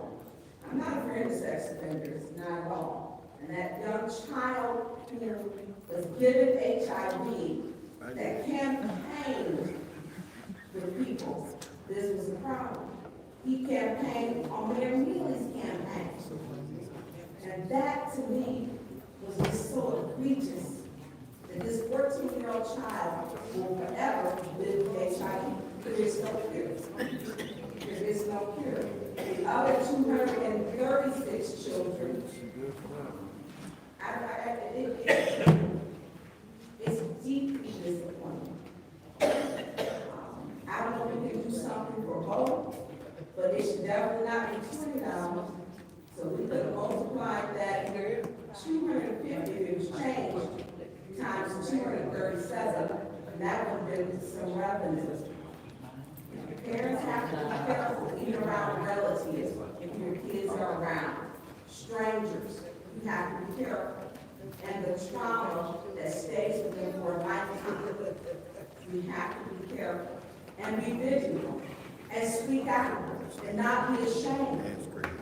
Because it happens in families, it happens in schools, it happens in different places. Just let your kids go and die. Just don't do it. I feel the floor. Thank you. Any other discussion in the first round? Any discussion, other discussion in the first round? I'm going to take just a minute and say that Ms. Burns has the aunt of 3 children who were sexually abused by step uncles. I find sex abuse of minors to be extremely disturbing. Both, and it was both male and female. Their lives were changed, and it still affects them. And their youngest is 48, and it's still affecting them. So I'm not going to die on this hill again. $250, if that's what we can do, I'm on there. I'd like to castrate any sex offender, either medically or.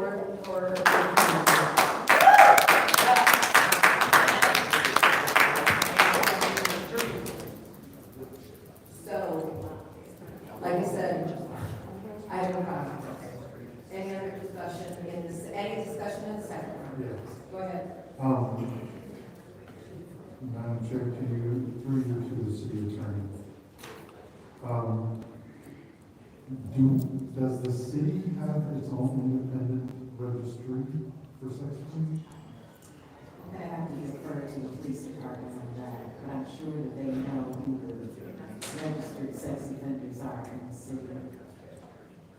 I'm just wondering why we have two, because I mean, there's the state registry, and you can look up online. I'm just wondering what, if we collect this fee, does it just go straight to the city department? It would be probably a line item for the police department. I don't believe that would work out general fund or whatever. Does it go to the fines and forfeitures? I'm not certain, but I'll get you the answer. And, Councilwoman Burns, the chair, who's not state, and I changed the state fee. Okay. Thank you. You're welcome. Madam, city attorney, so if someone, like how does this be collected? I just want to be clear. So if they want to, if they sign the state, they have to also sign the city one? Don't know the answer to that. Like if someone's already got convicted sex offender in Berkeley, and they move to Flint, how do we collect this? Normally, there are rules that when you move to a different city, you have to register within that city. Yes. Perfect. Thank you, Madam Chair. Thank you. Any other discussion in the second round? Any other discussion in the second round? Hearing none, this is the vote to change line 367 from $20 to $250.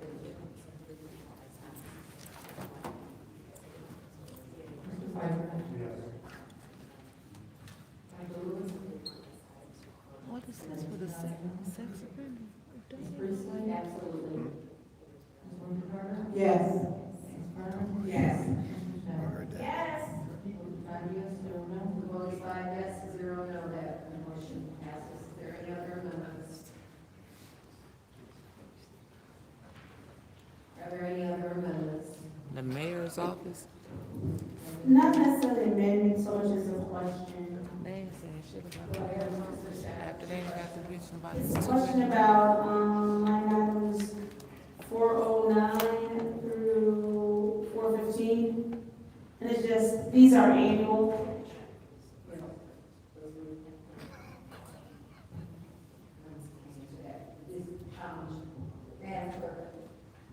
Is the licensing fees for parking lots, are those annual fees as well? That falls under your department.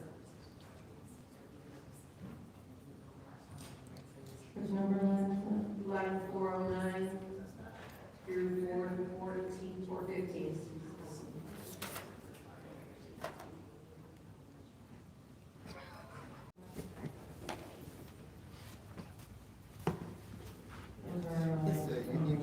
He said you want to go fix this here. So you know how much we get off of these? Like how many in each category, each line item?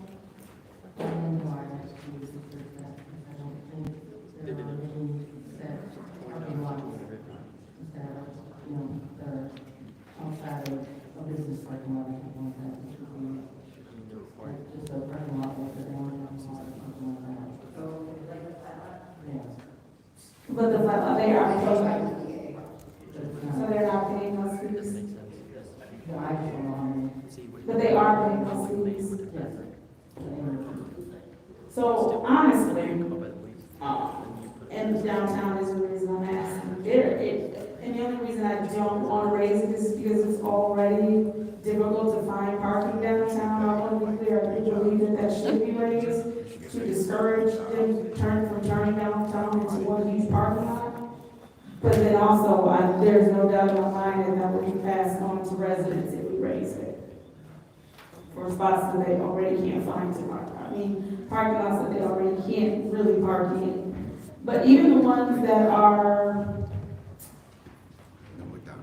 and we have a lot of downtown that are restricted for certain use, that's included in here too, right?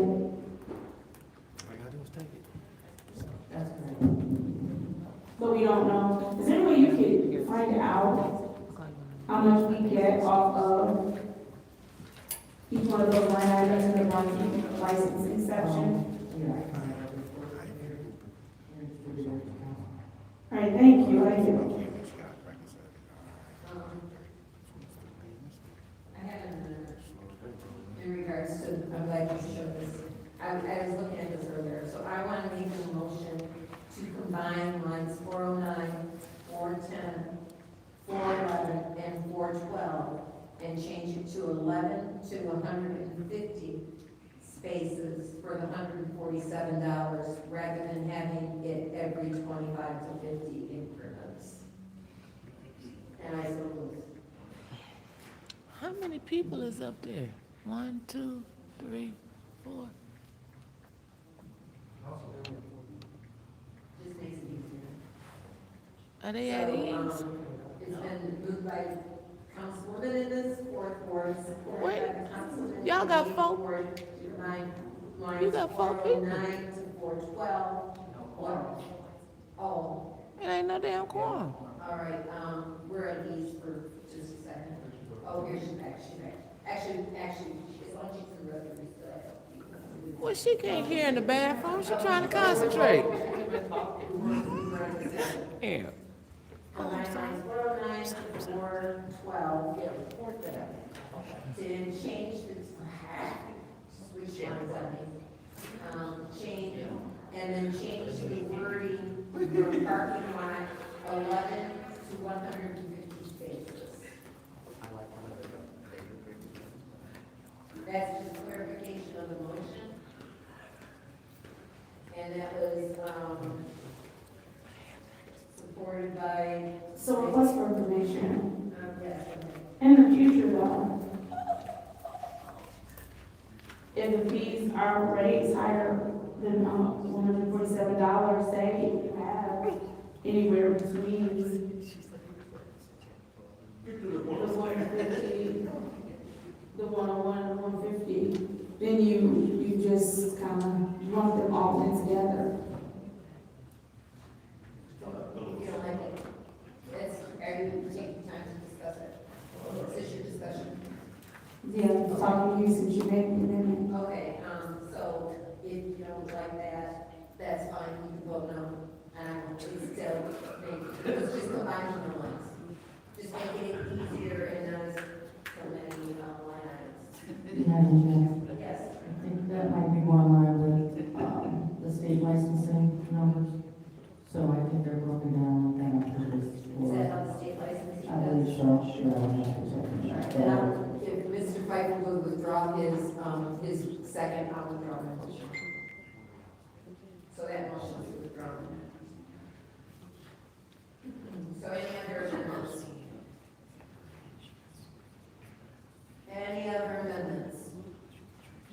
Okay, so this is the motion to amend the master fee schedule with all of the previously approved amendments and to make it a, .1. Is that correct? And I was in trouble with the amendments. I just want to make sure that I got the right motion or the right voting. That's fine. Okay, so this is the vote to change the master fee schedule with all the approved amendments to a 4.1. 2501 17.1. This is the badge.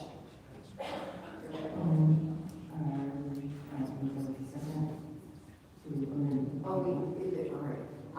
We need a motion to amend to a .1. It's been moved by Councilman in his eighth ward, supported by Councilman in the seventh ward. Is there any discussion? Hearing none, this is the motion to amend to .1, taking into account all the previous approved amendments.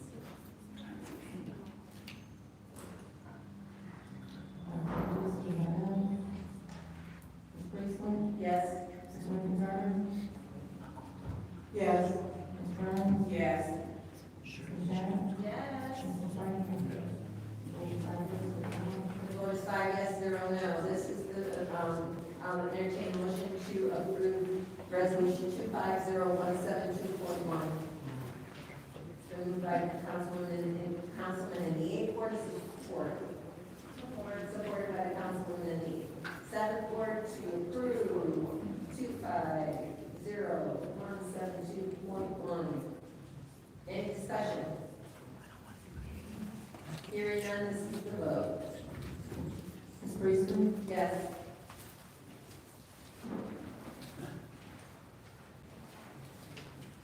Ms. Wintergarden? Yes. Ms. Burns? Yes. Ms. Shab? Yes. Mr. Piper? Dr. Lewis? Yes. Vote 6 yes, 0 no. The vote is 6 yes, 0 no, that motion passes. All right, on to our next separation, 250158, 2025 operating village, City of Lynn, DBA. Is there a motion?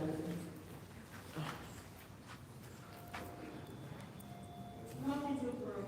Motion by Councilwoman in the seventh ward, is there support? I'll support that, supported by the Councilwoman in the fourth ward, is there any discussion? Oh, Lord, look at that head. Go ahead, Mr. Piper. Use the city attorney, city attorney, does the, I know we got an email today with, a budget. They only have to send it to us, or you have to approve their budget? Under their bylaws, it says, number 17, prepare its own budget for approval by the city council for the city of Flint. The issue here is that according to the general counsel for the DBA, the city council, has not approved their bylaws. Therefore, these bylaws are not in effect, even though they're listed on the website and it says it was adopted in 2017, I believe. So at this point, your only responsibility, if this is true, is to approve or deny the village.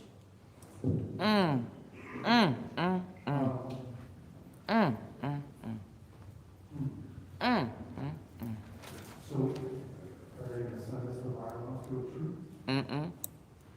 Because they're invalid, if they're not approved. Vote the budget. At this juncture. If they wouldn't send the budget, you know they ain't gonna send the bylaws. Procedures, and that's how they function. We got a budget today that I believe, I just quickly glanced at it, was 600,000 in the hole. I read it. Damn. Their budget is sitting, I don't know if it has, not sure if we did it have a, operating capital number, like they got 600,000 in the bank? I have it over. No, we don't have the financial statements. So, and given that we had to give them, Yep. I don't know the exact amount, but it was a substantial amount. I'm going to guess that they don't have $600,000 in the bank. Yeah. Make it through the year. But they gave us some fireworks. $300,000 on parking meters. So do they do that on credit? How do they do that? That insurance is due to the city attorney, or no, I'm sorry, the city clerk. Do we have a copy of the contract, or how did they pay for the $300,000 of parking meters? P cards.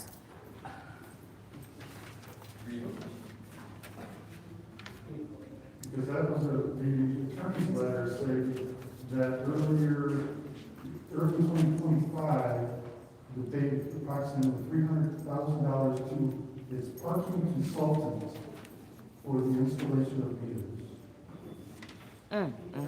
So was that just the installation of meters, or was that included the meters?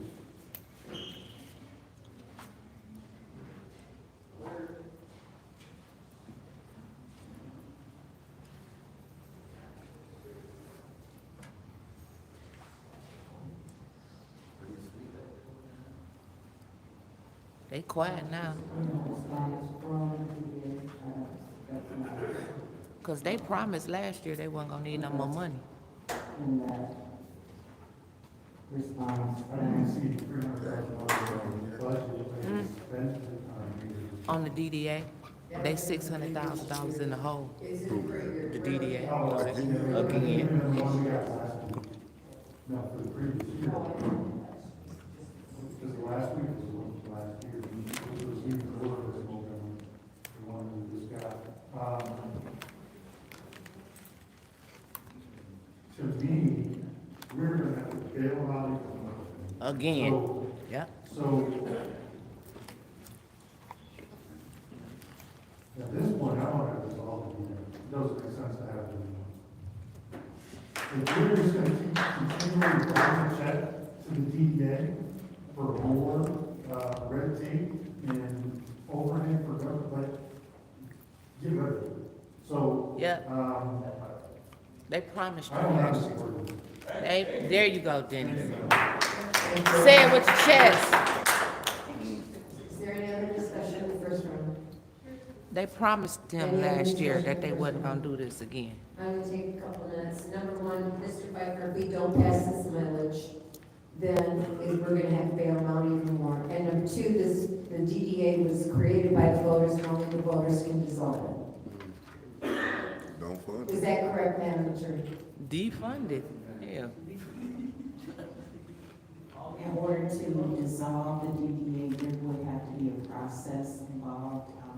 We have a recodified taxing incremental finance act called the TIFA. So we would have to go through every process, as stated in the state statute to dissolve. Does it have to be voted on by the voters of the city of Flint? I will check on that for you. Flint ain't got no damn money. In lieu of dissolving, it could be a department Listen, fuck within the this camera. city, not a separate entity. It is set up as a separate entity by the statute. That is not a DDA separate entity, Madam Clerk, or Madam Attorney. Is the DDA a separate entity from the city? It's part, but it's separate, like the EDC. I'm saying it is now, but it doesn't have to. The DDA is a separate entity, and part of the rationale for the city only being able to approve the millage is so that the city would not be liable for the liabilities of the DDA. So if we don't approve this millage, then we'll be liable for the, any debts. That's the same thing you said last year, and I'll take my warning. It is complicated in the sense that we were under the impression that the bylaws had been approved. The fact that they have not, and they are operating under rules that they've adopted by that body, makes the answer complicated. So let me do a little checking right here. Okay. Okay, Who is the director? what I'm going to suggest, as part of my discussion, is that we approve for this year and then resolve it, and then make it a priority to resolve for the next year. That's what you said last year. Because, I don't care. That's what you said last year about that DDA. So, I have not made the DDA a priority. That's what But they I said will put last this year. on my list of priority items that we need to resolve. There is a lot of concern about the DDA, has been, about, although some issues have been resolved, not all have. So I've been working more involved in housing than I have been on the DDA, but I can switch my focus really easily. What's your request? Who's going to be responsible for the $600,000 in negative?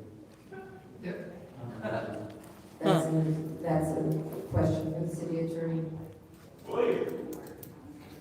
Yeah, y'all the council. Research right now. So, Is there any other discussion in the second round? I mean, in the first round? I did take my time, so we're on the second round. Any discussion in the second round? Go ahead. I'm just gonna say it right now, I'm not supporting this. First of all, why would we get this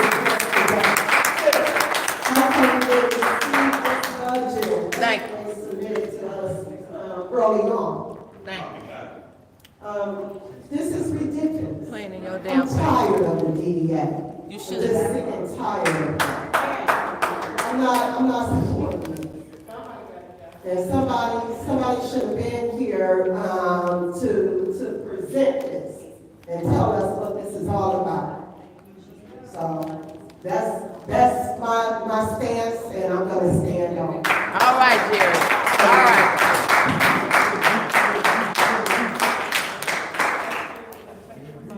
Any other discussion in the second round? Any other discussion in the second round? Go ahead. You want to make a motion to postpone this until after the next resolution?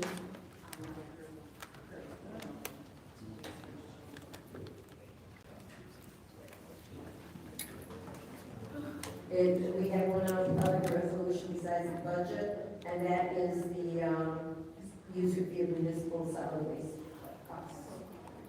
That's separated, 250157.1 is separated. The last one.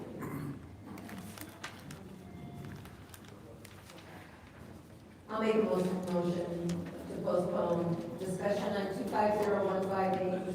Plan already Discussion in the on hole. How they gonna save somebody 250157.1. else? How they gonna save somebody else and they Is there budget support? For lack It's of. been supported by Councilwoman in the fifth ward. This is to vote to postpone it temporarily until, definitively, until after this, after vote of 250157.1. Councilman Ricardo. Yes. Brian's not in. Mr. Shad? Yes. Mr. Piper? Watch it for a second. Yes. Yes. Votes 5 yes, 0 no. We're going on to our next resolution, which is 250157.1. I will entertain a motion.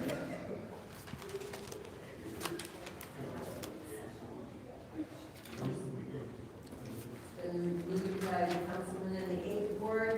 Is there support to approve? Is there support? Support. Supported by the Councilwoman in the seventh ward. Is there any discussion? Go ahead, Ms. Winfrey Carter. Madam Chair, who's back here? You, Madam Chair, Mr. Moore and Heather. Mr. Moore and Ms.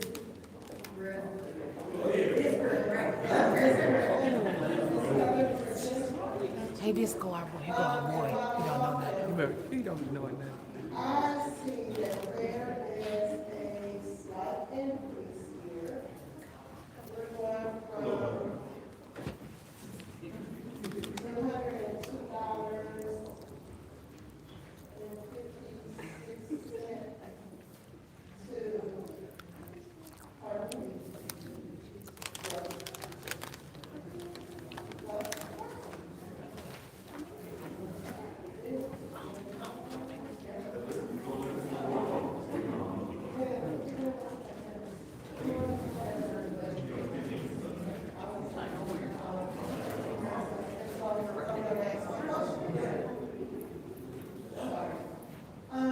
so explain the increase to me, Ms. Moore. Even though it's only a slight increase, but, you know, I'm having issues. I always have issues with waste collection everywhere. The increase You came know, I from, usually don't know. the increase came from a motion by the city council to reduce the street lighting millage by $8 and increase the solid waste special assessment by $8, so that the no increase for the homeowner. And that was, I believe that was Tuesday night? It was last. Last week. Wait a minute, say that again, Mr. Moore, I can kind of speak into your mic and. The motion from the city council is to reduce the street lighting special assessment by $8 and to increase the trash special assessment by $8. So there was a net zero increase for the homeowner. Oh, so it kind of balance out. That's right. And that came from the city council. All right, what was the vote on that? Wow.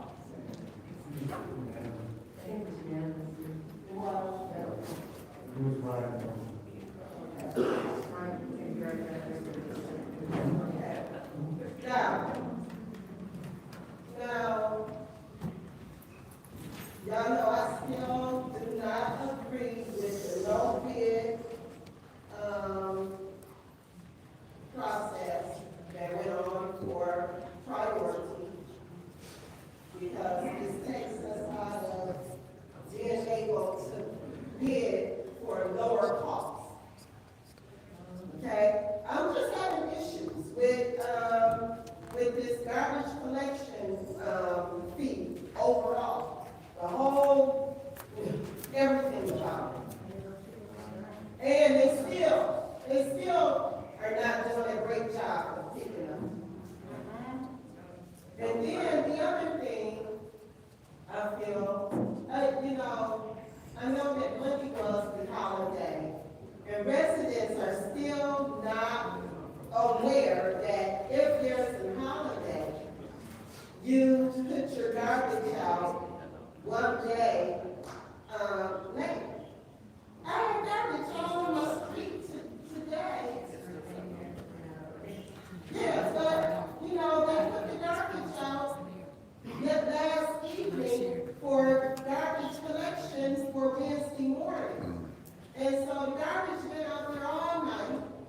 And I think we need more, we need to have more announcements made to the residents as to whenever we have a holiday, reminders. Hey, do not put your garbage out. They'll be running a day late. Okay, I'm just over it. I'm done. And Ms. Winfrey Carter, that vote was unanimous. Okay. Go ahead. Ms. Winfrey Carter, I 100% wholeheartedly agree with you that the trash should never been approved. No, It should not have, they should have went with the lower bidder, there were multiple lower bidders. By us not trying to dampen the blow, the residents are gonna feel it immensely next year. So that's why I'm getting because there was such a surplus in the street lighting fund that the residents, it's a net zero for the residents. And even though it's gonna probably have to be raised again next year because of this nonsense contract, at least it helps a little bit, so. But I'm not married to it, you gotta come on and prove it, I'm good. I'm good. I'm good. Any other discussion in the first round? Go ahead. So, Councilman Frank, you want to offset it, basically we're going together. And that's what you want to do. I'm not a fan of trash and the no bid contract and the process. And the fact that Gregory did we paid $260,000 for the trash costs higher than the other bidder. I'm not married, well, not married,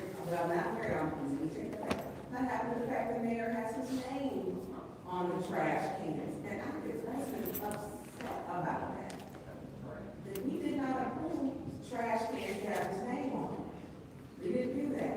We also didn't pay for approved for him to have clothing with his name on it for city workers.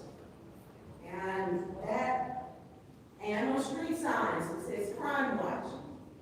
His name, and I think his face on that one. I mean, he just granted himself free with taxpayers' dollars. And no one stopped him from doing this. So, What's your request? What employees have clothing that say mayor? I believe the planning and development department is another department. They've got his name on it. So, Point of information, yeah, I believe that they pay for their own clothing. to put the mayor name on it. I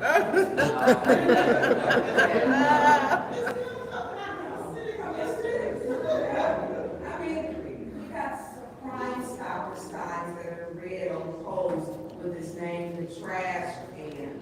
I mean, I'll give it to him, he does very good at marketing himself for free. It ain't for free. It's for tax. It ain't for tax, it's taxpayers' money.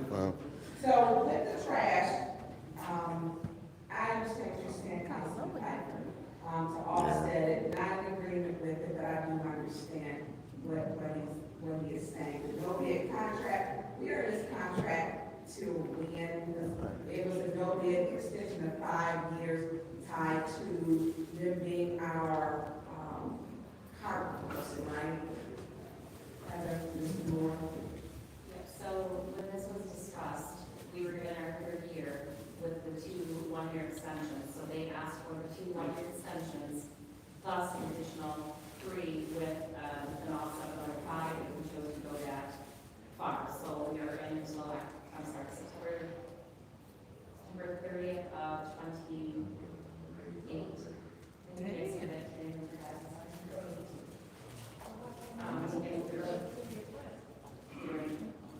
It's 28. At least September 30th of 28. Okay. So this council body will offset and take one from another. So, all right, thank you. Thank you. Any other discussion in this first round? Any other discussion in the first round?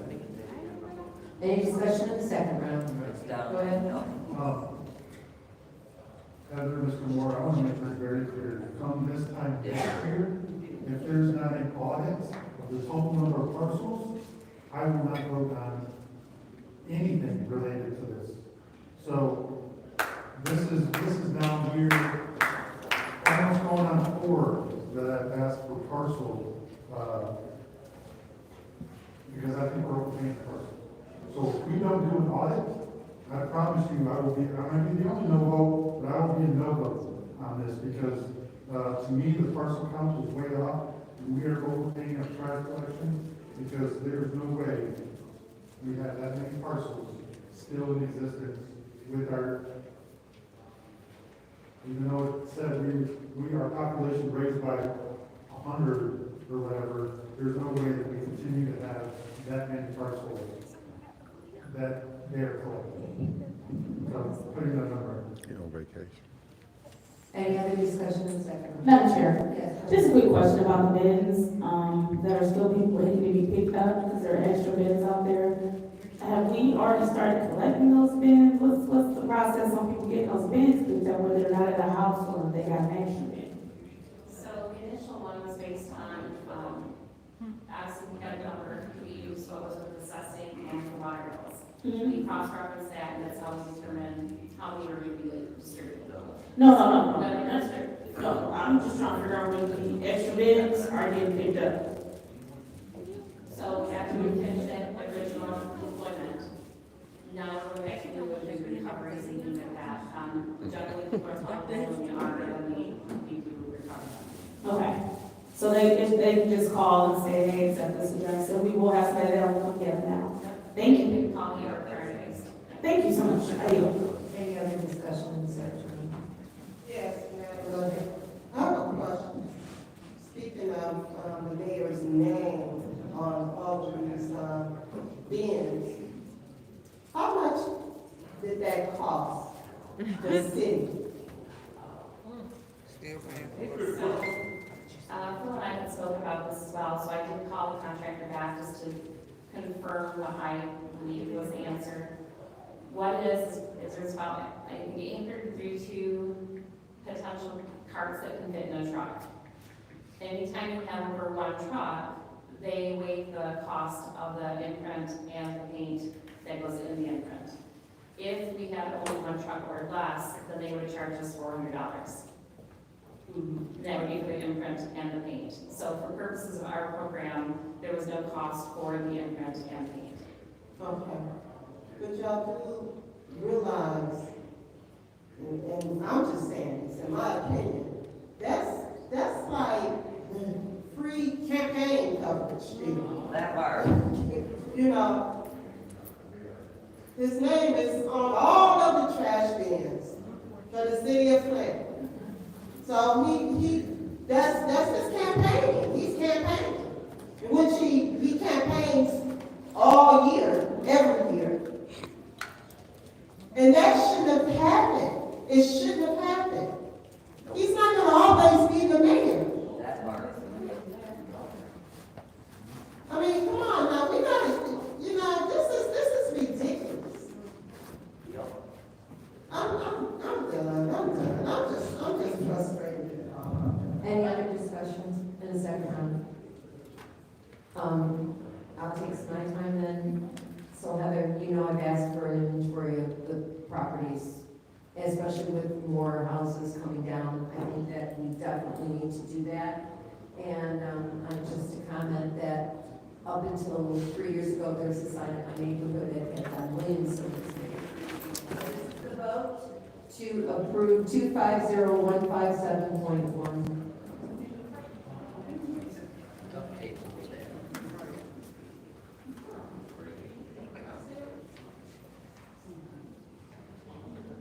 Barnes?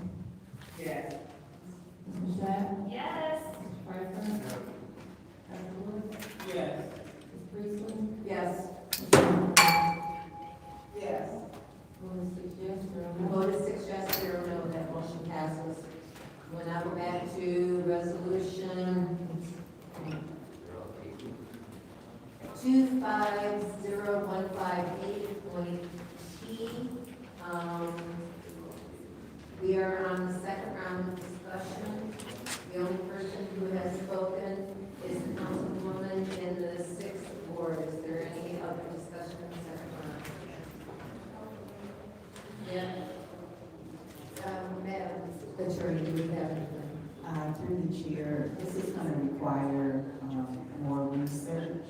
I can do that and also request additional information from general counsel for the DDA. Because I really need to be sure which documents are active and which ones are not. What is the pleasure of the body?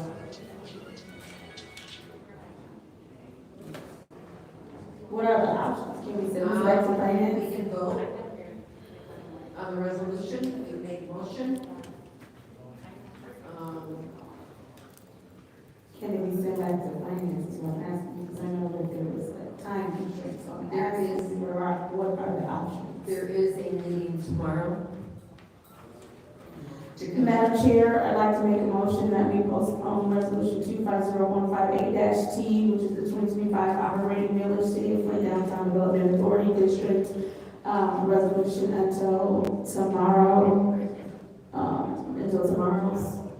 special meeting to give the attorneys time to get the answers. Okay, there's a motion on the floor to postpone resolution 250158 to tomorrow's special meeting, which is,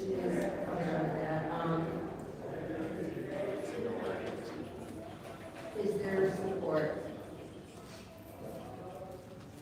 Is there support? Support. It's been moved and properly supported by the councilwoman in the second ward. This is the vote. Postpone 250158.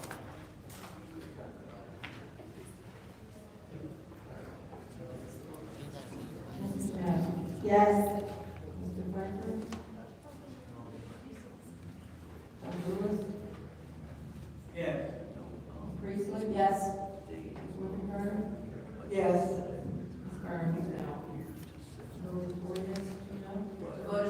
cast 2 no, that motion failed. So we're back to the second round of discussion. Is there anyone else who'd like to discuss in the second round? Anyone else? Okay, this is the vote to approve 250158-2.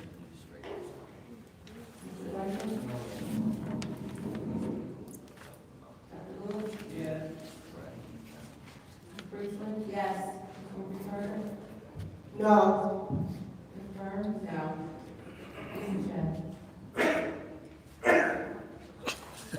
She can't. We waiting. We waiting on Candy. I need to ask a question to help inform my vote. Ain't this just a yes or no vote? This is Right. Right. Right, Yeah. but what I'm saying, I don't know if it's the answer, then I can't. make Yes the right or no? vote. She should have discussed it. They had discussion. You have to go, Yep. Yes or no? no discussion after roll call, please.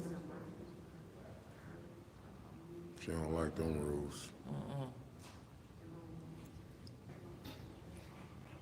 It don't matter. If you ain't got the votes anyway.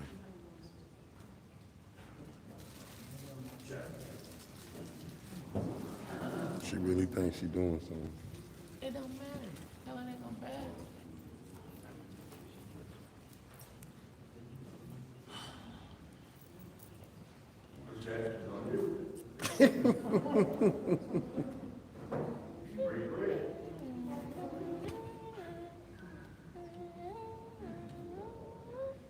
She act like she got the vote that's gonna make it pass.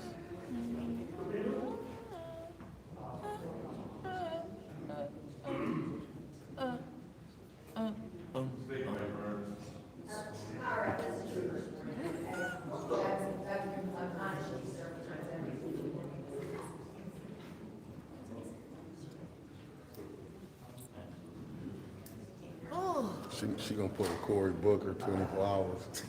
Just let her sit here. Go at ease. Is she all right? Hold it. Let's blow it up for her. This is she gonna pull a Cory Booker.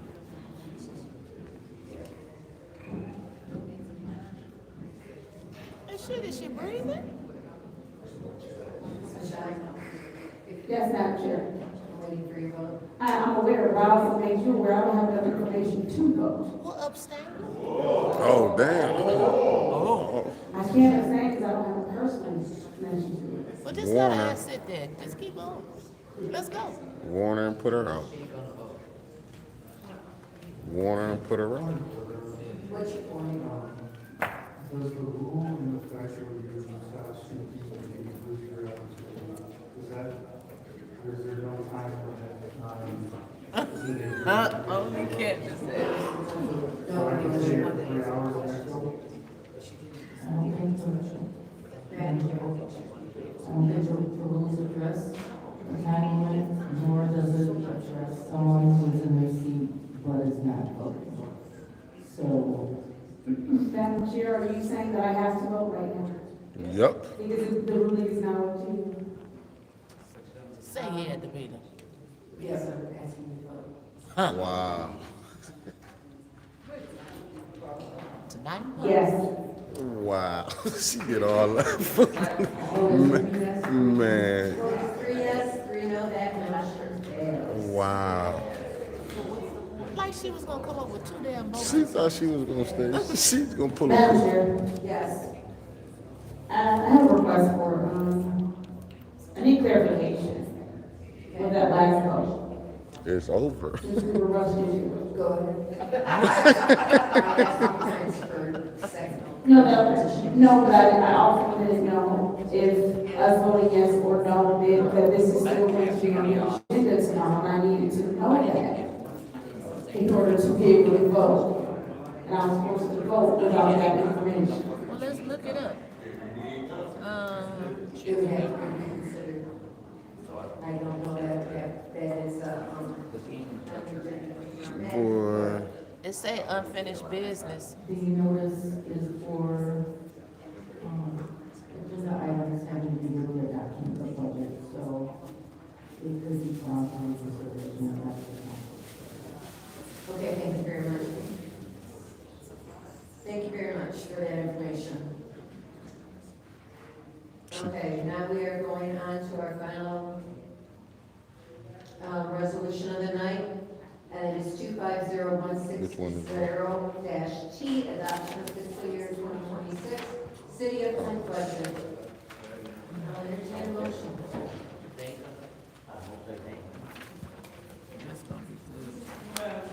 Yes, ma'am. It's been moved by the councilwoman in the second ward to approve resolution 250160 as a report. 7th Ward. I'll support that resolution. Is there any discussion? Let's go ahead and just do amendments. Are there any other amendments? Mayor's Go ahead.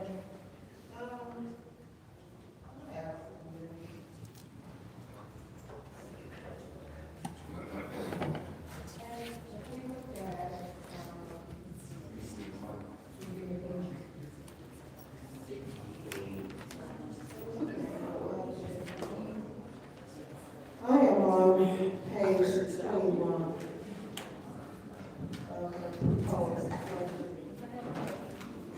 And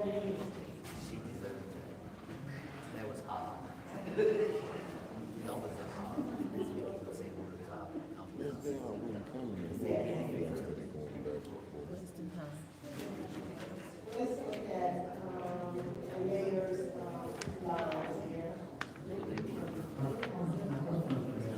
I just want to make clear, so that there's no ambiguity, are we making, making amendments to this or the documents that are in our agenda? Because this isn't in our agenda. I know where you're going, I just want to make sure that this budget that we presented isn't in the agenda.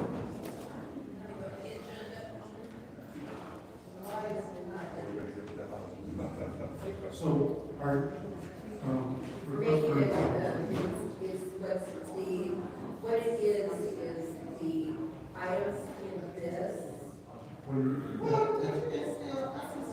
You can still reference it, but we have to make changes. To this agenda, right?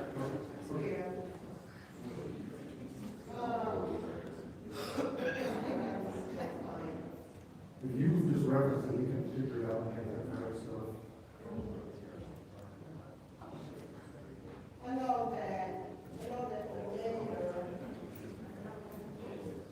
I see the increase as far as under the executive department, there is a 1.5 million increase.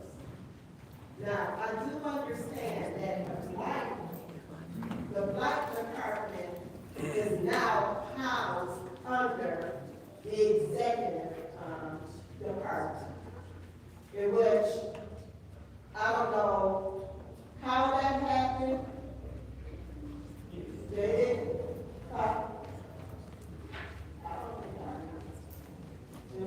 The light department, light. I guess we voted on to change the light department, move the light department to the mayor's department. So that's where the increase come in, because the light department, they want to increase their staff. And I certainly understand that. However, there are other areas, and there are other areas where we can knock down this deficit. We do have a $4.2 million deficit. Okay?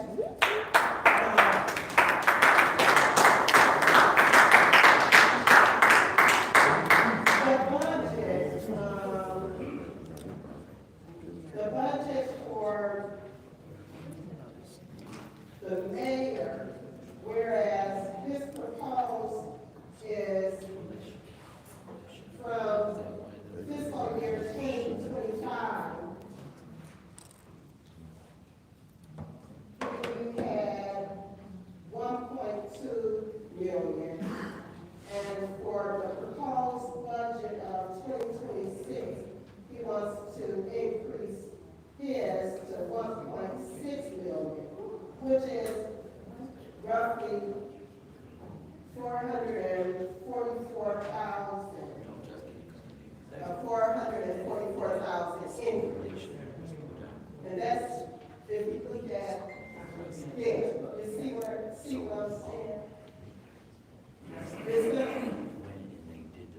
And so that would be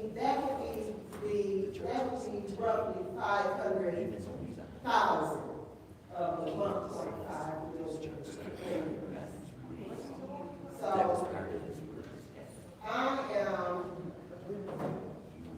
I'm going to propose, and I'm going to make a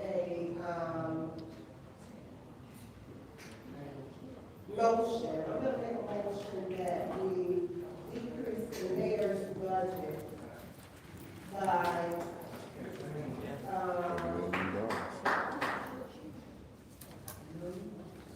$500,000.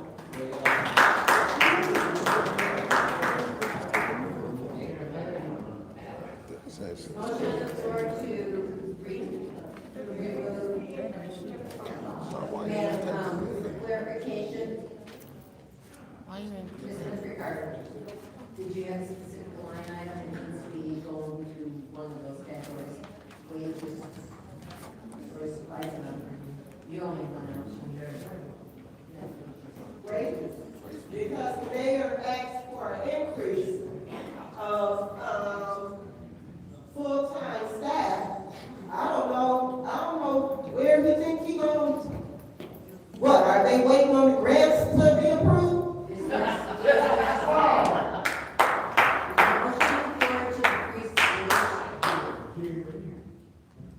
Mike, the mayor's wage line item to $500,000, that would include his pension and all that. His pension. Is there? Oh, he from Howard. Is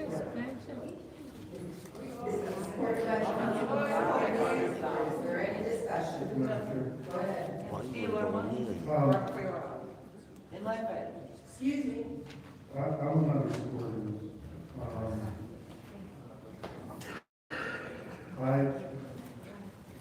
I showed up, and I specifically only showed up to the budget hearing, and I had specific questions about the head count in the mayor's office. And I got, you know how many answers I got? Zero. So, I applaud your effort, but, I will not be voting on anything remotely not close to this amount.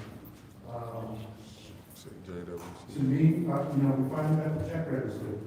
And what I seen today in all of the professional service contracts, all of the dollars spent for film crew and entertainment,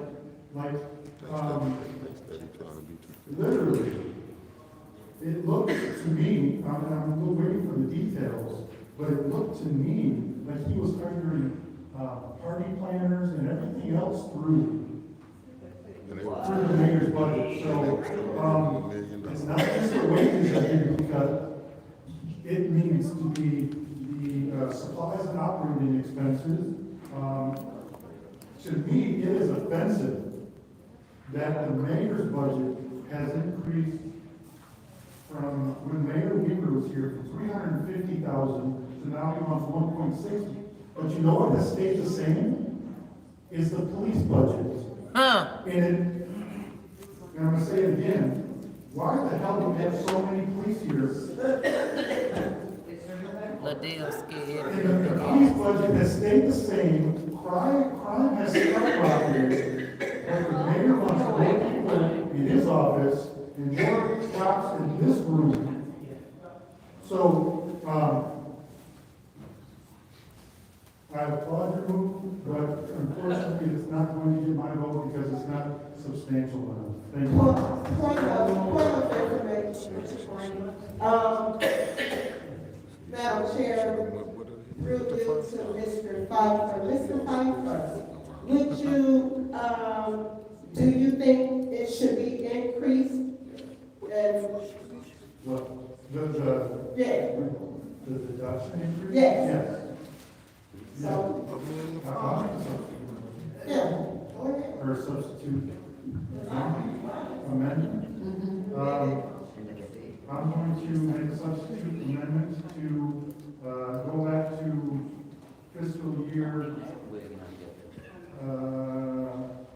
21, 22. The wages and fringes, I want to reduce to $256,011. Supplies and operating expenses, I want to go down to $99,358. Obviously, OPEB we don't know that amount, so that will have to be applicable to those wages. So, where are you getting those numbers from this? Where I'm getting those numbers is from the fiscal year projected budget of those years. Fiscal year 22? 21, 22, so I'm just here. So is that from this, or is it from the budget book? It's from the budget of that year. Oh, I don't have that in front of me. Sure. And I'm doing everything above, because this is wages and fringes for that amount, and I'm giving wages for that amount. OPEB will be what it is. But until whether or not this gets supported or not, will depend on if the budget gets approved or not. Because if the mayor wants to come before us and discuss in more than 1 minute that he gave us, then he can't do that. Until then, his budget will not be approved.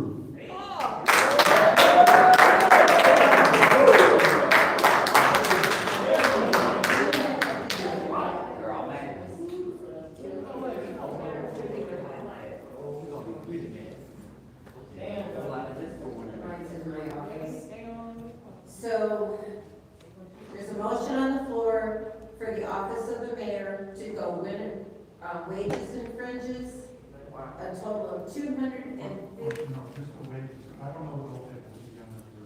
Oh, just the wages to 200? Yeah, I mean, is there a calculation that we can do for OPEB? No. So wages of that, OPEB will follow those wages. So wages to 139,000. Supplies and operating expenses of $100,351. And is that correct? Or just the wages? No, you're reading 22, 23. Oh, I'm sorry. All right, thank you. It's highlighted on 22. So, to clarify again, and I want to make sure that our staff is ready for this. Okay. According to the fiscal year 21-22 projected budget in the adopted budget for this is projection budget anyways. Wages and fringes $256,011, and supplies and operating expenses $99,358 for a total of $355,369.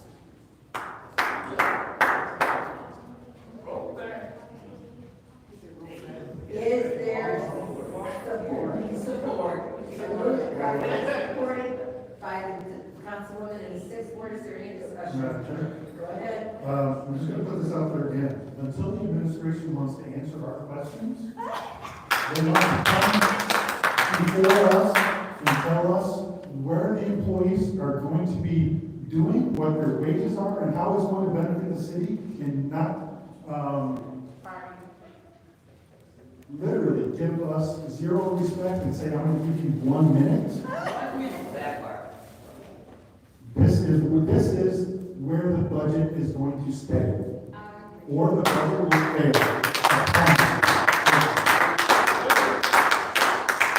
Any other discussion? Madam Chair, go ahead. I absolutely agree with my colleague in the 84. It's disrespectful to give us 1 minute questions. And literally, it's 90 pages. Some of the stuff is ridiculous. Some of the stuff is ridiculous. And so, we've got questions that require more than 1 minute. And I'm not approving this. Not at all.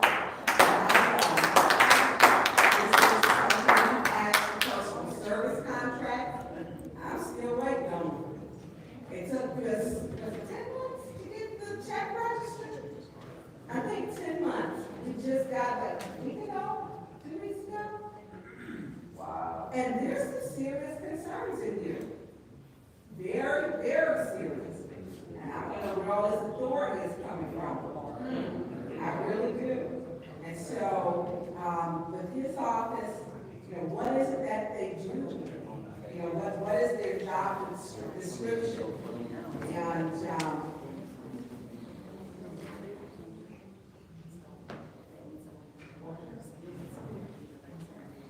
so, I will be supporting, this, and hopefully, the administration will want to come forward, because this is a deficit budget. Page 61 of the Flint City Charter states at the top of the page, Article 7, Finance, Section 7-101. It says the city of Flint shall maintain a balanced budget in accordance with state law. We do not have a balanced budget. It does not mean it'll be balanced in July, August, maybe September, hopefully October and November. It doesn't state that. That upon adoption, we need to make sure this is balanced, so cuts have to be made. They have to be. Now, if those grants come in, that's down the road, but right here and now, as my colleague has stated, Councilwoman McCarthy, this is a deficit budget. They're asking us to pass the deficit budget, and cuts have to be made. Otherwise, we are not in compliance with our charter and state law. I bill the floor. Any other discussion in the first round? Madam Chair, Go ahead. through you to Mr. Moore. Yep. Mr. Moore.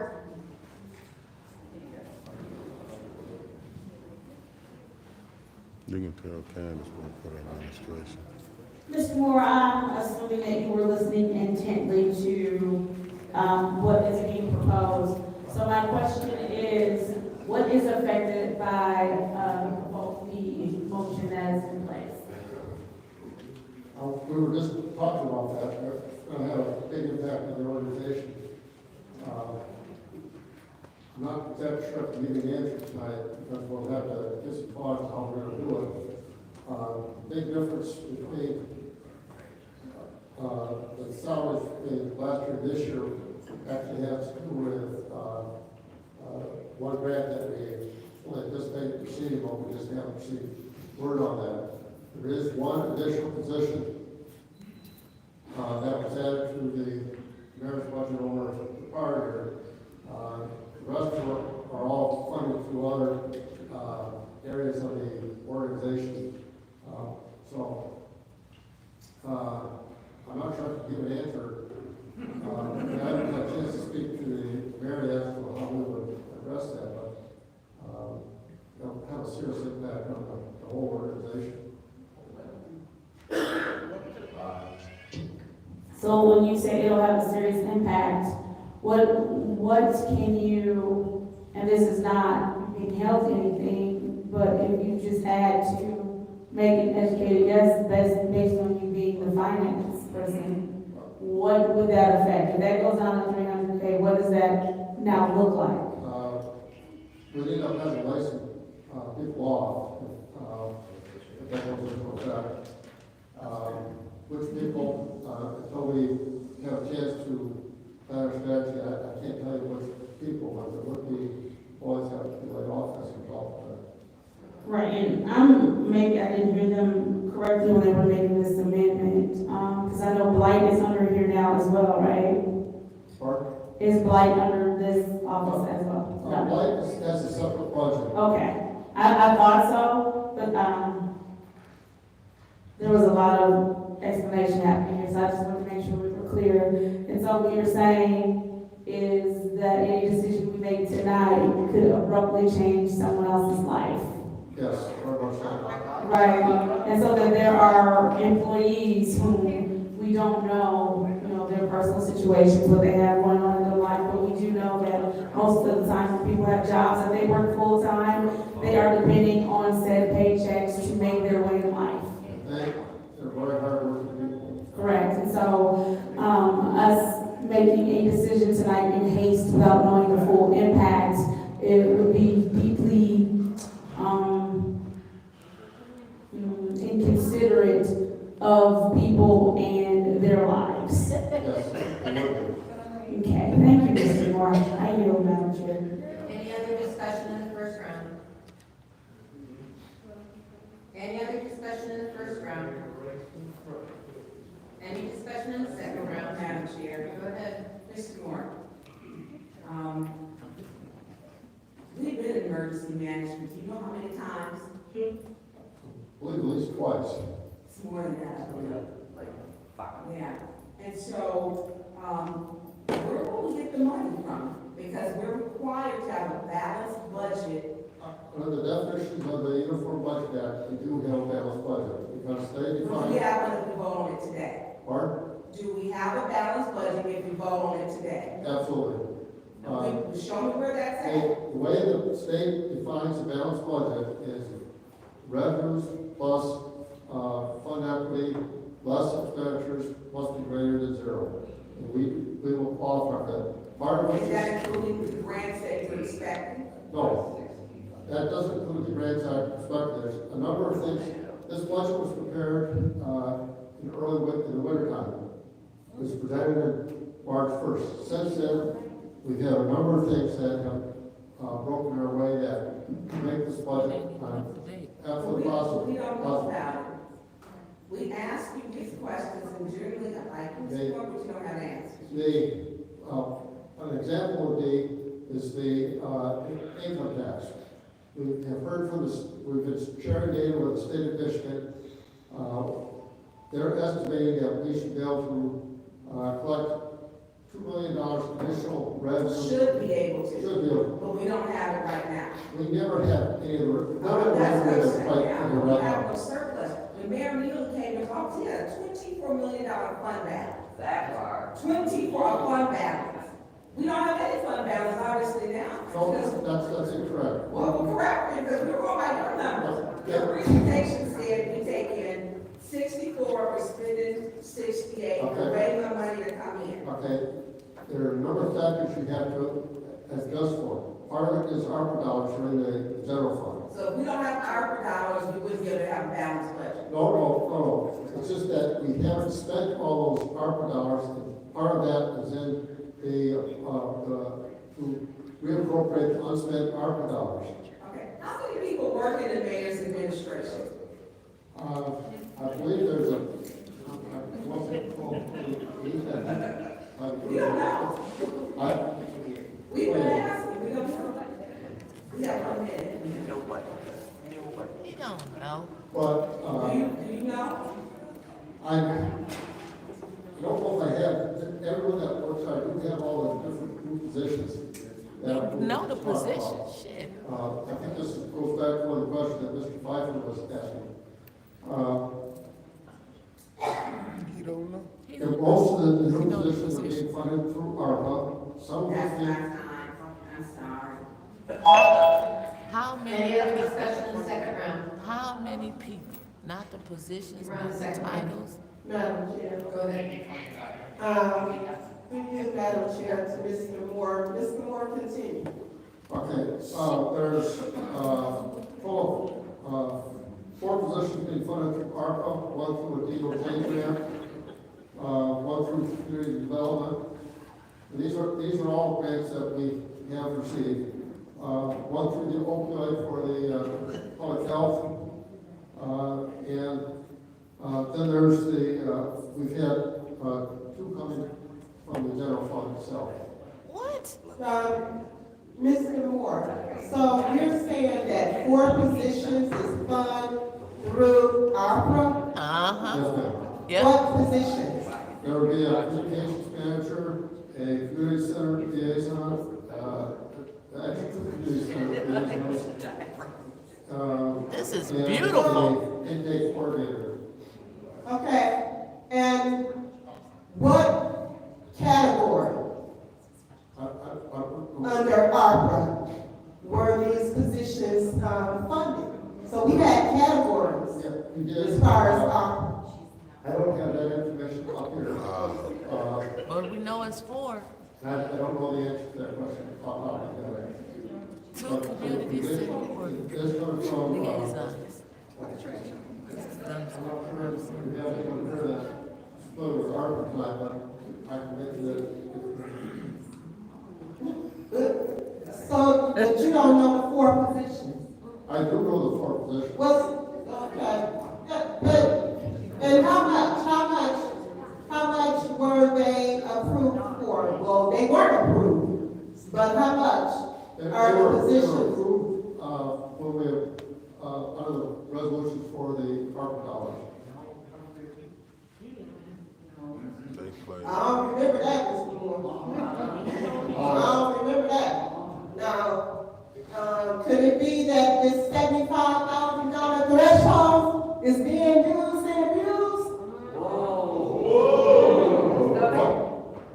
You know what I'm saying? The $75,000 threshold.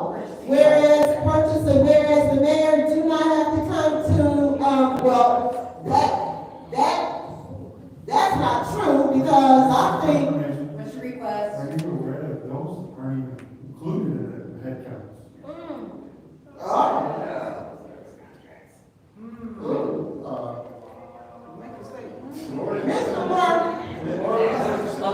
$75,000 have to be appropriated. So it's something they've already held, it's in part of their budget. We can't use the $75,000 for something that is unappropriated. Y'all been doing it. Anyway, my time is gone. Any other discussion in the second round? Any other discussion in the second round? Madam Chair. Go ahead. All right, so it is obvious that there are some things that we need answers to.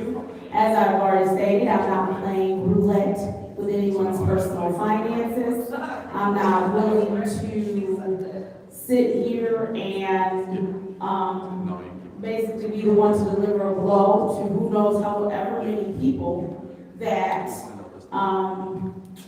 they basically will have no way to take care of themselves and their family.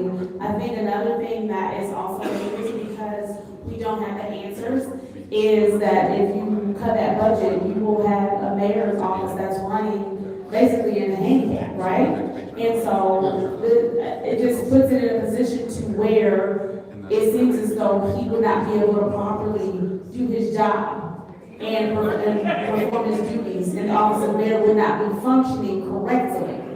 And so, and so we get more answers about what that looks like, what's being cut, who's being affected. I'm not going to support. I'm not going to support such a motion. And again, it's just one of those things where we seem to have a hard time for some reason separating feelings and emotions about this man when it comes to other people that need to be considered. People that show up to work, people that do their job, people that love this city, people that are committed to this city. It is not fair to them because of how someone else may feel about the mayor that we then tell these people, and that this is literally just a shot in the dark. We're aiming in everywhere because we do not have the answers to how this huge budget cut will affect the staffing in that office. And I mean, I think they can certainly understand to sit here and put you on the spot and ask you to do something that has just been changed in a matter of moments when we've seen time and time again when we get papers and stuff, we'll say, well, we can't deal with that tonight, or we can't answer that now because we just got it, so we don't know the answer. So that's the same thing for you in this case. You just heard about these amendments. And so you are going to have to go back, look at our budget, crunch some numbers, figure out what's what, who's who. That's only fair. That is only fair that we give the people who work in that office a fair shake and an opportunity to understand how whatever budget cuts we may make will affect them. And so I am considering human beings with lives who have nothing to do with this political stuff, but have everything to do with the progress that we have seen in the city, that have everything to do with the work that does get done daily.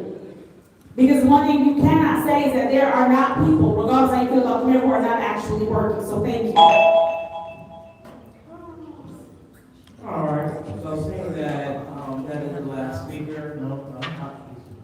Oh, you didn't speak? Okay. We'll go ahead and start to the floor. I think it's, I'm not gonna play roulette.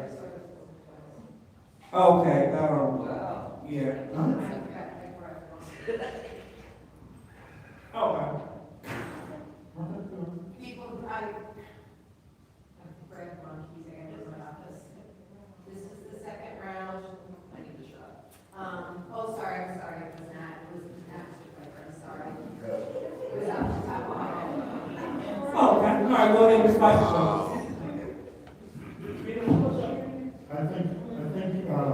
I get my colleagues inside the board, I'm not wanting to play roulette with the, 29 This the worst council.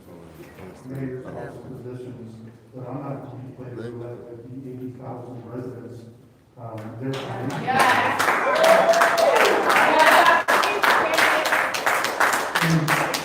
And even on the form that we have, in fiscal year 2022, the mayor's office was able to deal with $468,000 total budget. But somehow, in the magic of 4 years, they need to triple their budget. To me, in no way has the services or the service has been improved threefold in the mayor's office. I don't think the mayor's office needs a deputy what's his position? Deputy chief of staff. You don't need a communications director. It's time to put our house in order. I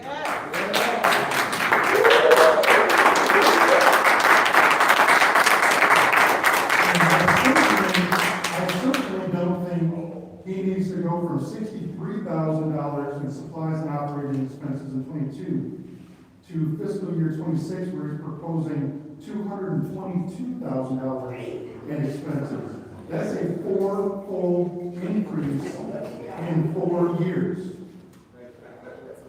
So, I hear my colleague in the 7th Ward, but at no point am I wavering for the livelihoods of 29 unknown people to the residents in the amount of 80,000 people who are going bankrupt in the city. So I hear you, but it's time to put accountability. It is time for us as a council to truly operate the purse strings of this city to make sure we have our fiscal house in order. And it starts by eliminating all of the waste in the mayor's office. I yield with my 18 seconds.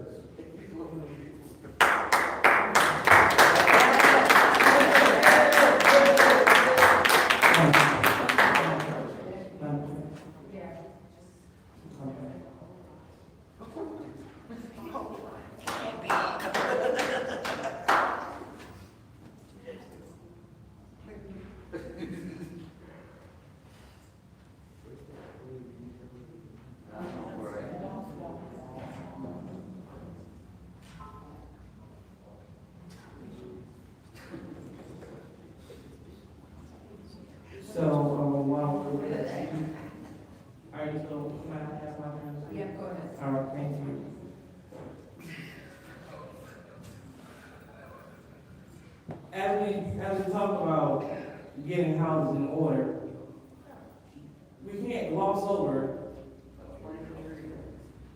important factors. And one of the important factors is that you need a staff in order to be successful, in order to thoroughly run the city. As council members, sitting in this full part-time job with full-time work, for those that actually take their job serious. This is a full-time job with no staff. And so I understand needing a full staff in the mayor's office. Now, just like my colleague in the 7th Ward said, and I'll be remiss to say what they need and what they don't need. But I also will be remiss not to point out this big fact that the mayor invited every single council person to his office. So if we felt like the time that he had here was not enough, he afforded us an opportunity, extended the opportunity to have a meeting. And so, did we take them up on that offer? Individuals that would like to cut the budget of the staff that's working there, did they go and have this conversation with them? Or is this some kind of political posturing here to show that they don't like the mayor and this is what we do when we don't like you? You know, just like we laugh when we vote down your job, just like we laugh when we vote against autistic children and programs in the city. Excuse me. Right. Please, and I didn't speak. that's vulgarity, and I'm asking you to be removed from this meeting as your secretary. This is under threat of arrest. This is under threat of arrest. Please, under threat of arrest, I didn't speak. I'm sitting here silent. It's under threat of arrest. This, Judy Priestley is under threat of arrest, that I mean, you take it from my colleagues' meeting for sitting here in peaceful silence. Sorry, my finger is burning. She's fucked. That's all. Huh? Giving him the middle finger. This is under threat of arrest. It's under threat of arrest. Yeah, are you arresting me or gonna arrest me here, Mr. Metcalf? What's your badge number?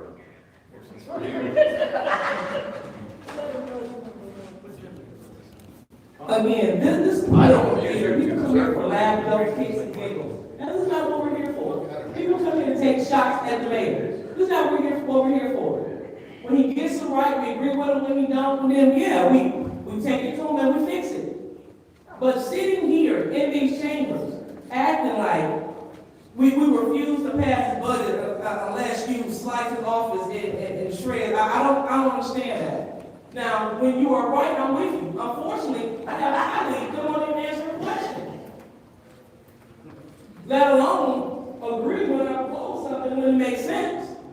But we want to sit up here, yeah, you know what, I'm not.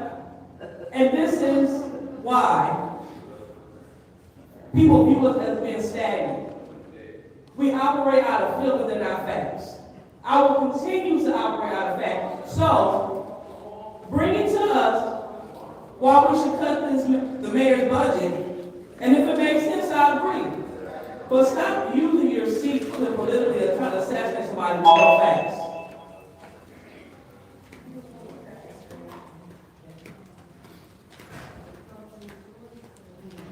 Ain't that it?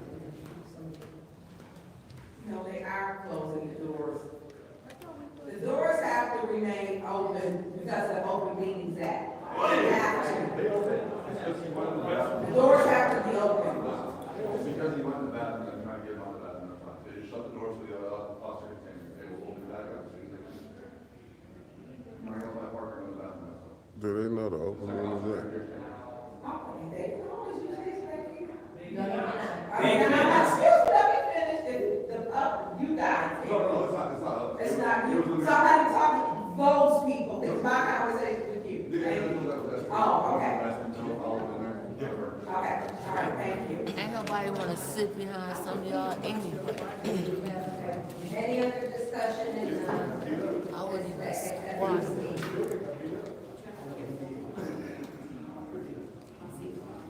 Okay, so I'm gonna take a few minutes.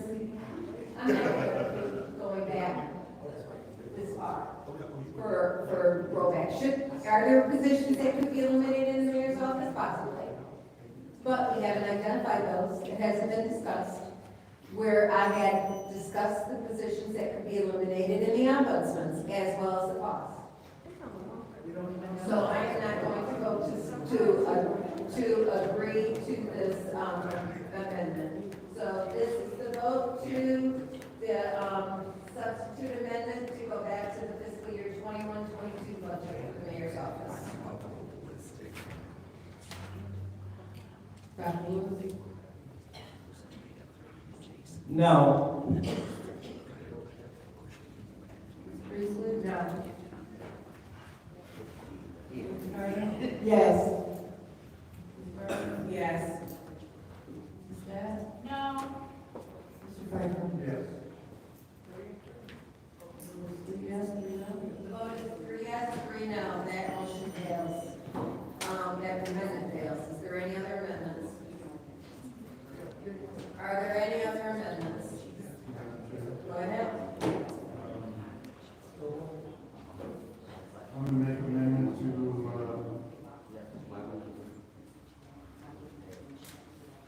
take the administrator's office down to fiscal year 22 actually. So,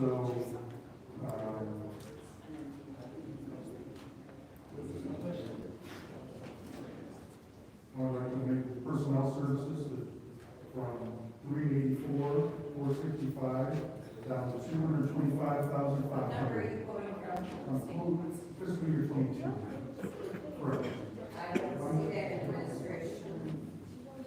Fiscal year 22. I see personal services, 225. Yeah, I'm taking, fiscal year 26 proposed all the way down to that line.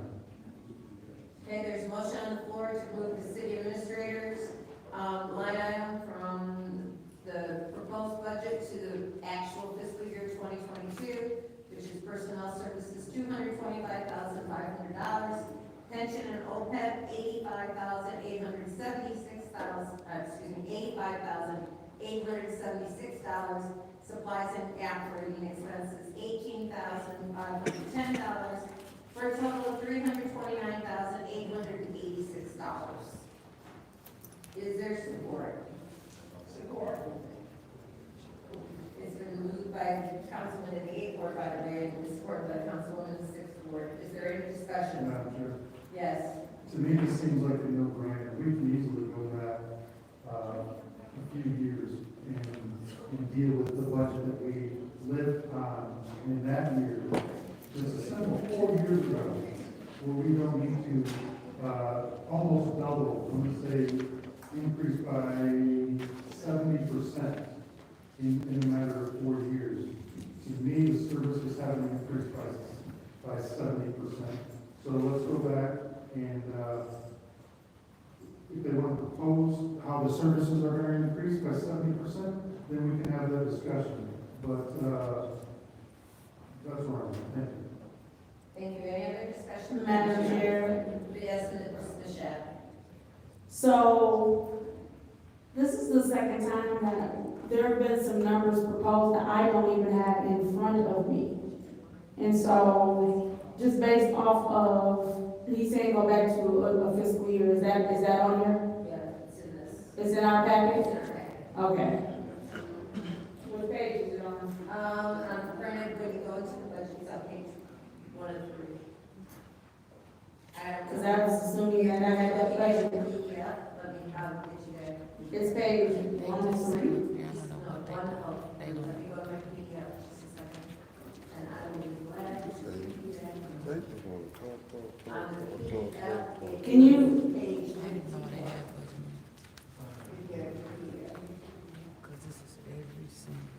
no, Judy, that's not there.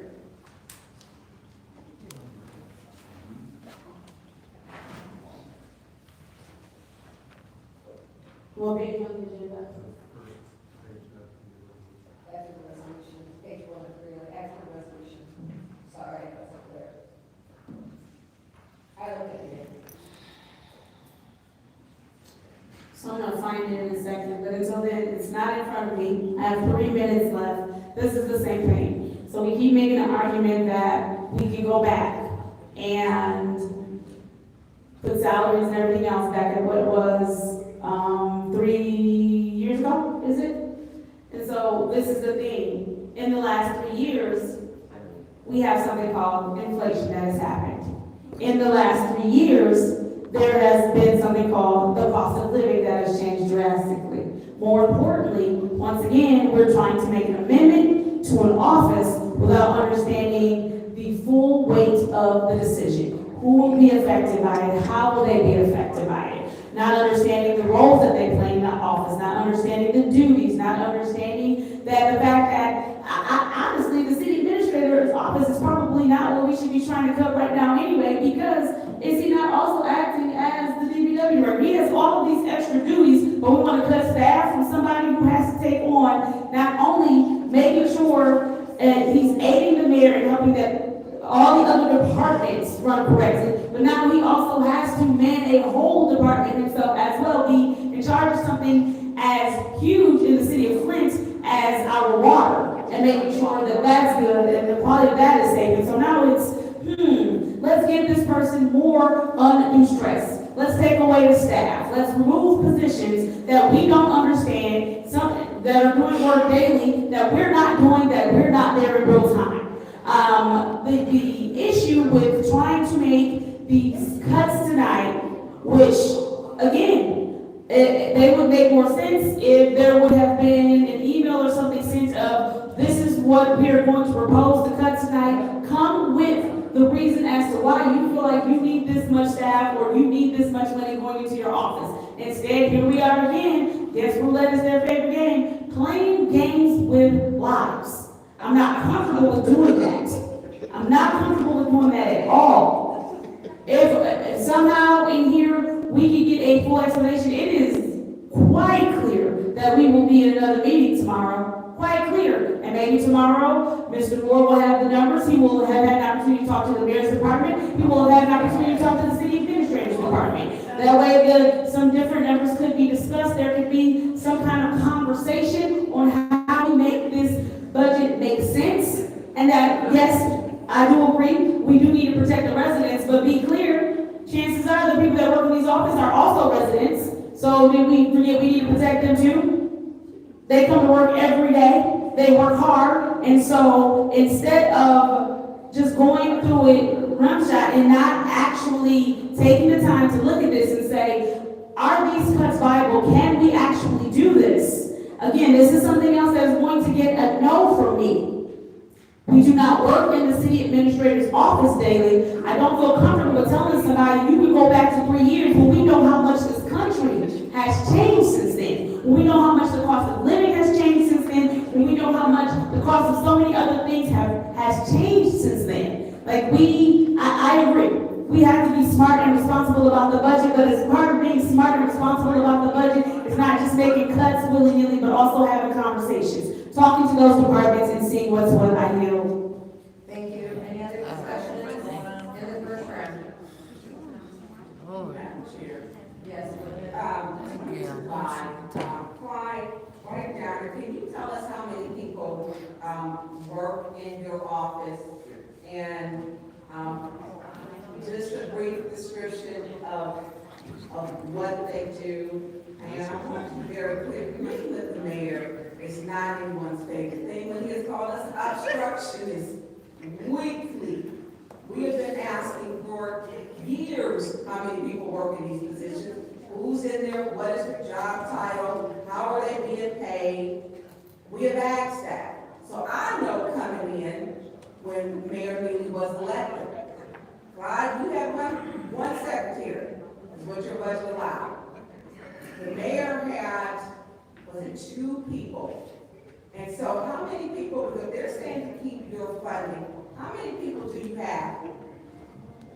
In my office, I have myself, I have my executive assistant, and the communications director is actually under my budget, not the mayor's budget. And an intern. And I would say to you, I mean, the council has to do what it has to do, but yeah, you made, or someone had made a great point about the fact that, I'm gonna catch y'all. I'm gonna catch y'all for everything that goes wrong or problem or issue. Every department, executive office that has to be manned, when we lose that person, I have to take over. I did it, I'm doing it. I should say, really still for the water department. And all of almost 22 months, I've had to head up that department, along with working with the business and planning office after we lost the director there, organizing that, not to mention the lead replacement line activity. I've had to spearhead that along with my normal duties So how many- operating the city. Okay, so look, how many, lines, can I get a copy of that list? That lead lines that have not been replaced since you spearheading that? I would like to. I can tell you off the top of my head. I want the addresses, because I've been asking for that for 2 years, so I can knock on the doors. That's all in the hands, you have to know that's all in the hands of the state now. That's in the hands of the state. He just said he was. Yes. After 2 years, that. I had to go to Mr. Oswald. Yes. So in your state, so you have 3 people and an intern in your office. Yes, 3 You said people, including yourself, myself, yes. 3 yourself, your executive And assistant, right. the communications director, and an intern. That's correct. Okay, so those are the ones, and then you're telling us your duties, which we have been able to keep a DPW, director, manager, whatever title we put on it.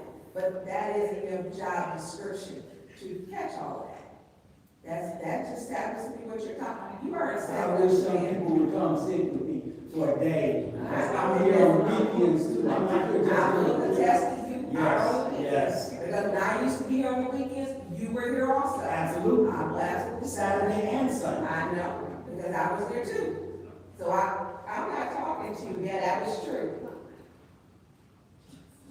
She down here talking. See, people like her don't help you out.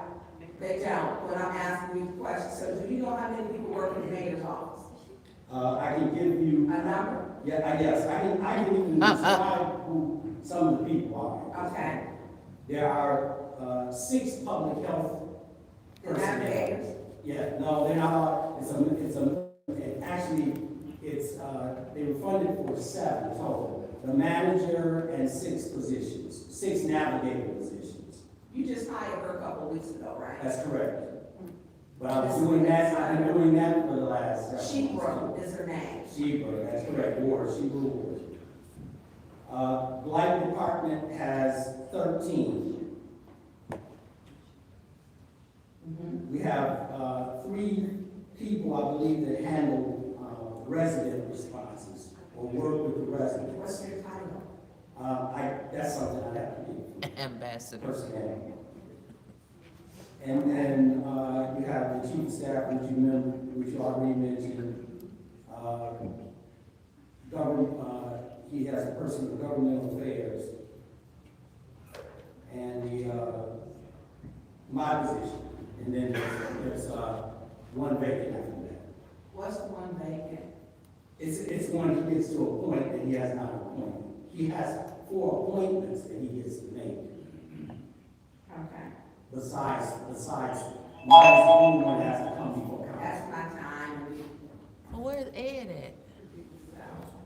Any other discussion in the first round? Where was Ed's job at? Dr. Okay, go ahead. Madam Chair, through you, Madam Chair, to Mr. Edwards. Mr. Edwards, you can continue on. Oh, that was it. I was just saying that the mayor has 4 appointments, and my position is the only one that actually has to come to council for consent. What is the mayor's 4 appointments? The name of it again? Chief of staff, the government affairs person, and the others are, Arnold Brown is the customers, I forgot what he's called, customer for the Black Department. That's the 3 that have already been appointed, plus mine is 4, and he has 1 vacant. He has 9.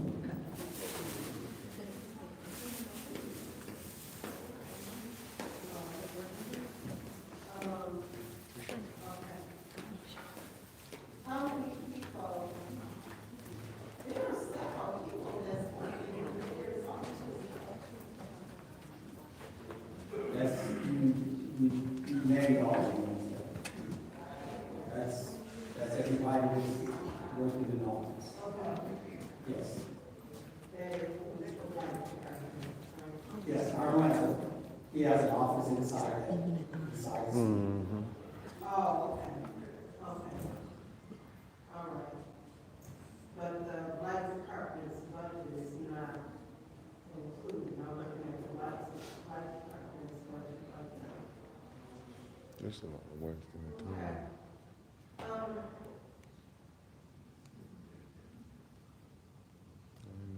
So much waste of time. Okay, and, the only one who hasn't spoken is Dr. Lewis and myself. Lewis, you want to report? What is your form? We're still the first.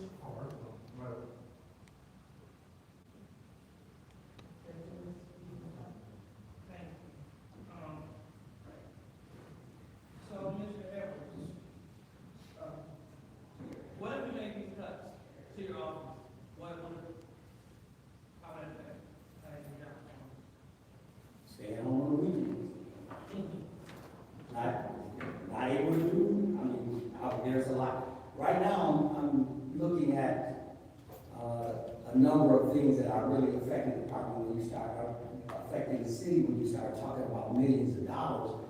And there are things that I personally look into, but don't have the time really to delve into it deeply.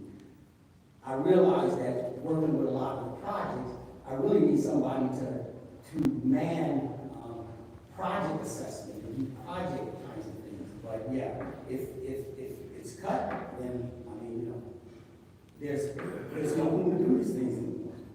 So when you say these things, can you give me, again, your comments, can you give me some example of what these things look like? Yes, from a financial standpoint, just looking at manpower hours that are being used in various areas. That's one of the things that, activities that I've been engaged in. On just how we become more efficient, how we become efficient is probably the best way to say to get our jobs done. And that's throughout the entire city. That's not just in one department.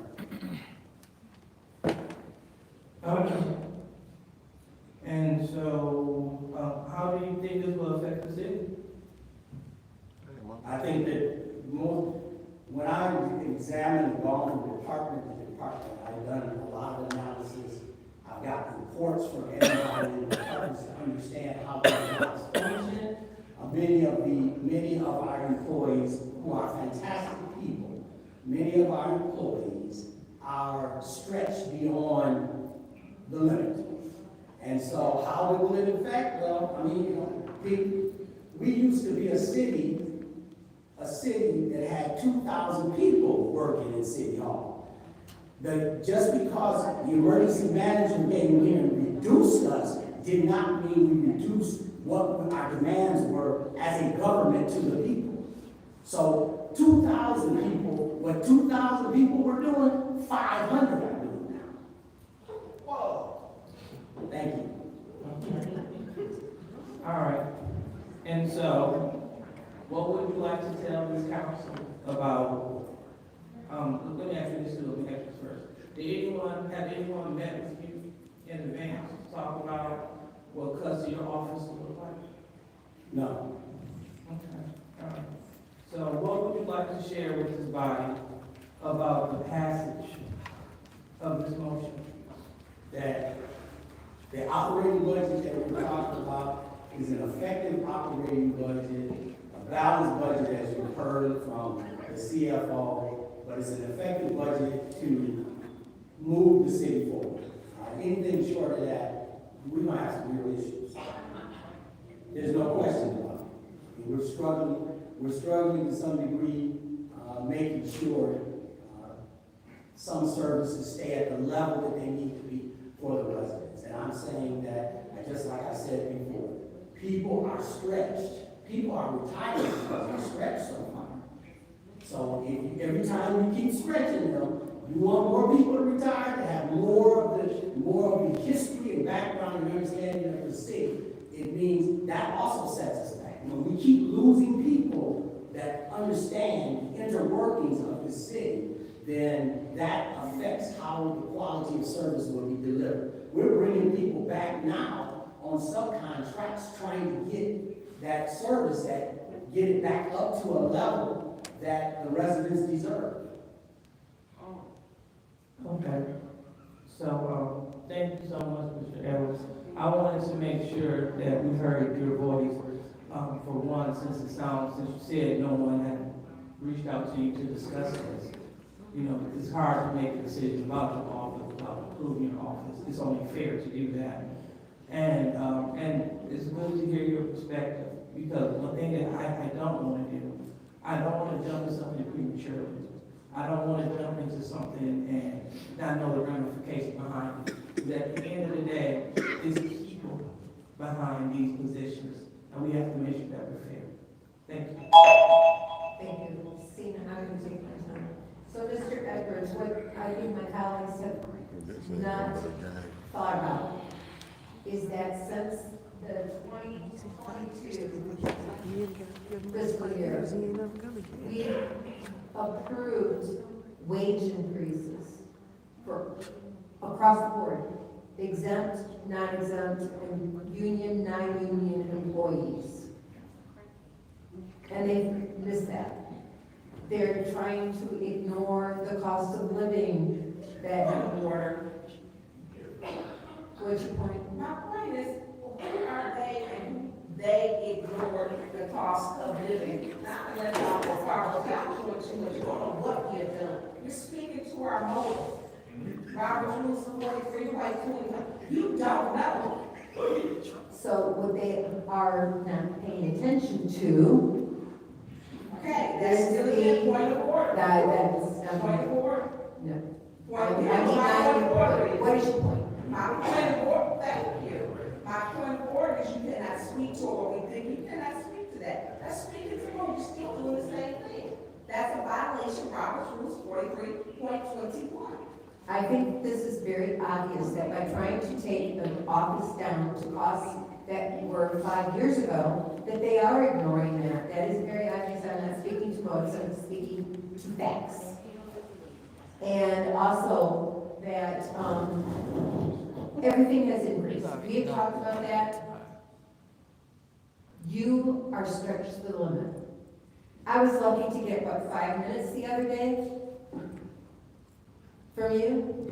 And then it was like pulling teeth, and I was in the office after another meeting. So I'm not in favor of going back 5 years in wages when we've given raises to individuals. We would have to you would be on your own in that office. You'd be answering your phones, you would be doing all your own emails. That's not your level. Wow. You need someone to do those for you. What's your request? Are you saying that Mr. Edwards makes $225,000? When you add in pension and stuff, it's gonna be, still will not be able to afford another person in that office. You will not. So, Fighting for them jobs. I think my colleagues are so determined. Look, I would like to see if I thought that budget cuts could be made and we could keep the same service to our residents, I'd be all in favor of it. I'd be all up in your butt. But I don't. I think that we actually need more people in service areas to service the residents. Yeah, I'd love to see more people in fire and police because we need those, but you can't hire people if they don't apply. But the cuts that they want to make are just crazy. Obviously, in consideration of the mayor's budget, we found out that under the mayor's budget line item is the health navigators. Were they in existence back when they were trying for the year that they were trying to turn that back into it? If so, where were the wages? Because they obviously weren't in the mayor's department, because that's only 2 employees. So I am not supporting this. I find that every single one of our employees work their butts off.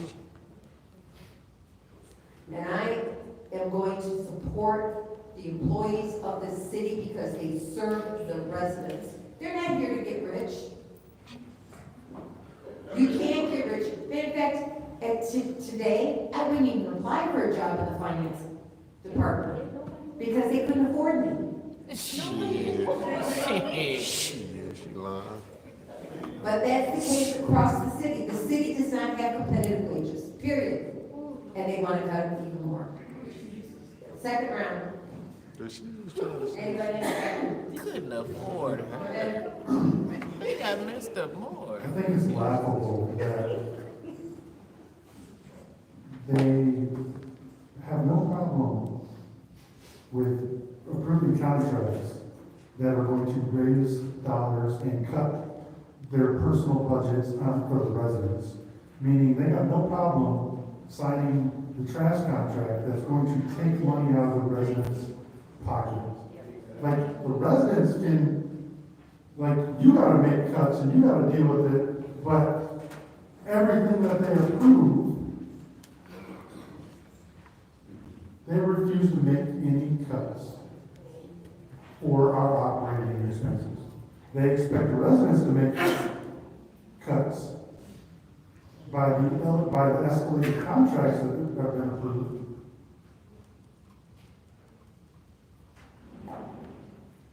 And Mr. Edwards, you named about 6 people. And there's departments for all of those. The 18 is currently what is in the mayor's office, wants to go to 29 heads.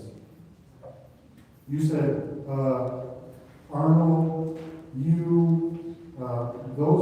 you're not in the mayor's budget, you're in your own budget. Correct. Right. And I'm not even so.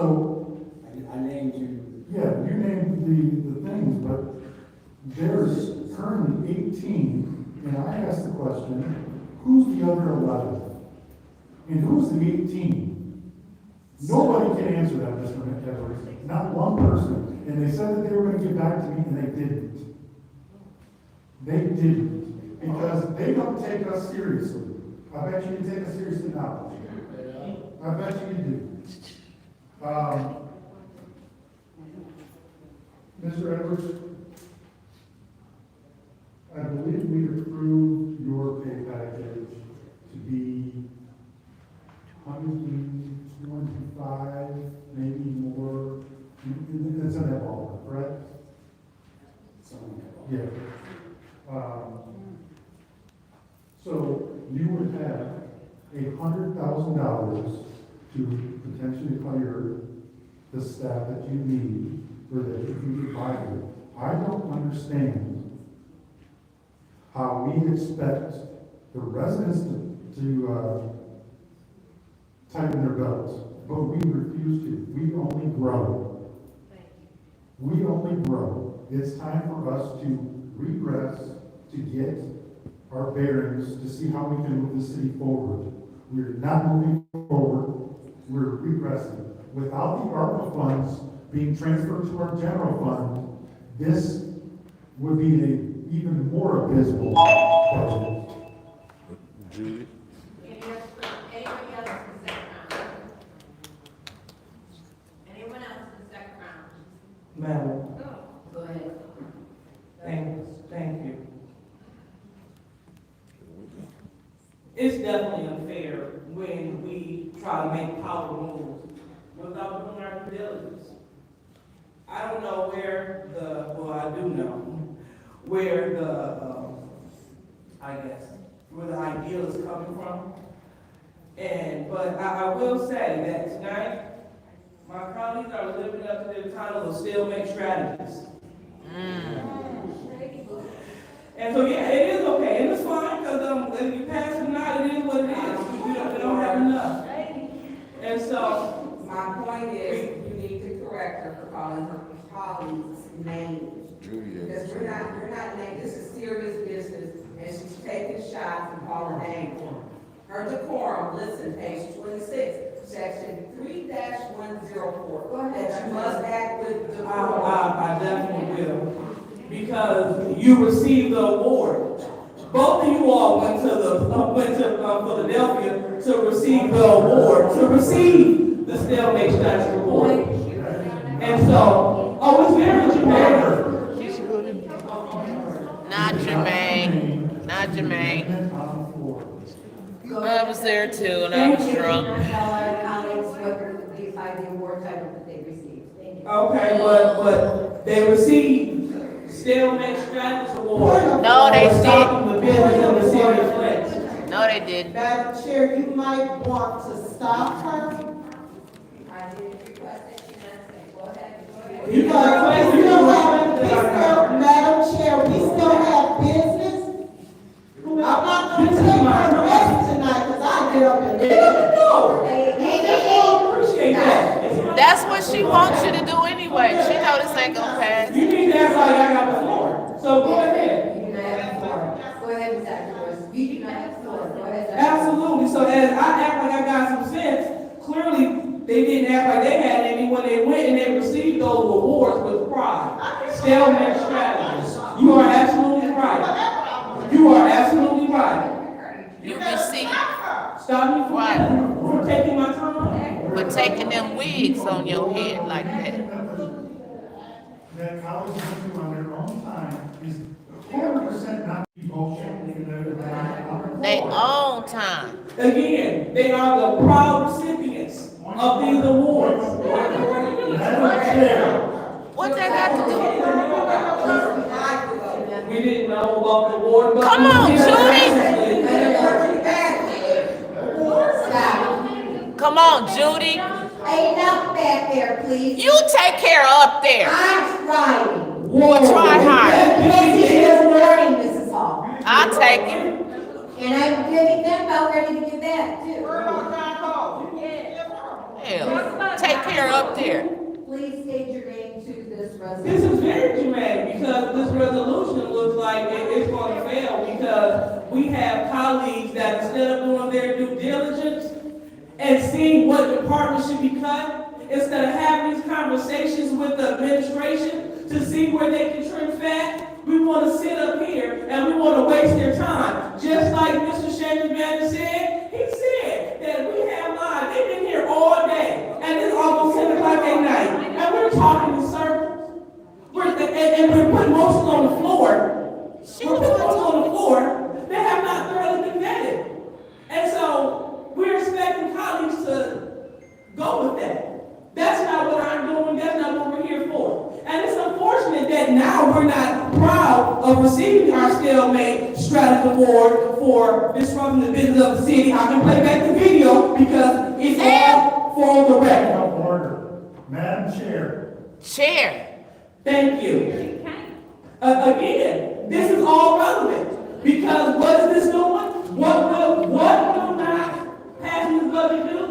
It will stop the business of the city. What did they get awards for? For stopping the business of the city. So if what I'm saying is not germane, then I don't know what is germane. So we can get up and leave this meeting. Who she's talking to everyone that proudly accepted that award for stopping the business. So if you want to stop the business, make sure that you talk to those employees that are employed by the city. You tell them what you're doing and you be okay with it. But what I'm not going to do, I'm not going to get in the middle of how people eat and feed their family and take care of their family. You all brag about, I have family, I'm a mother. What's the mother for the administration? Maybe you need to talk to the mother that work for the administration and see what they're saying. And now you want to overtalk me, now listen, that's fine. Whatever you do, the people see you, the 6 boards see you, administration see you. Still make sure She ain't gonna cheer nothing. I would like to go ahead and not have it. First off, you let her just around. Sure did. Her bed's wrong or something. As far as the stalemate strategy, I was even receiving it. But you just not gonna won't honor you. But they did honor you for bad things. We're receiving them in the jail. Yeah, yep. They gave you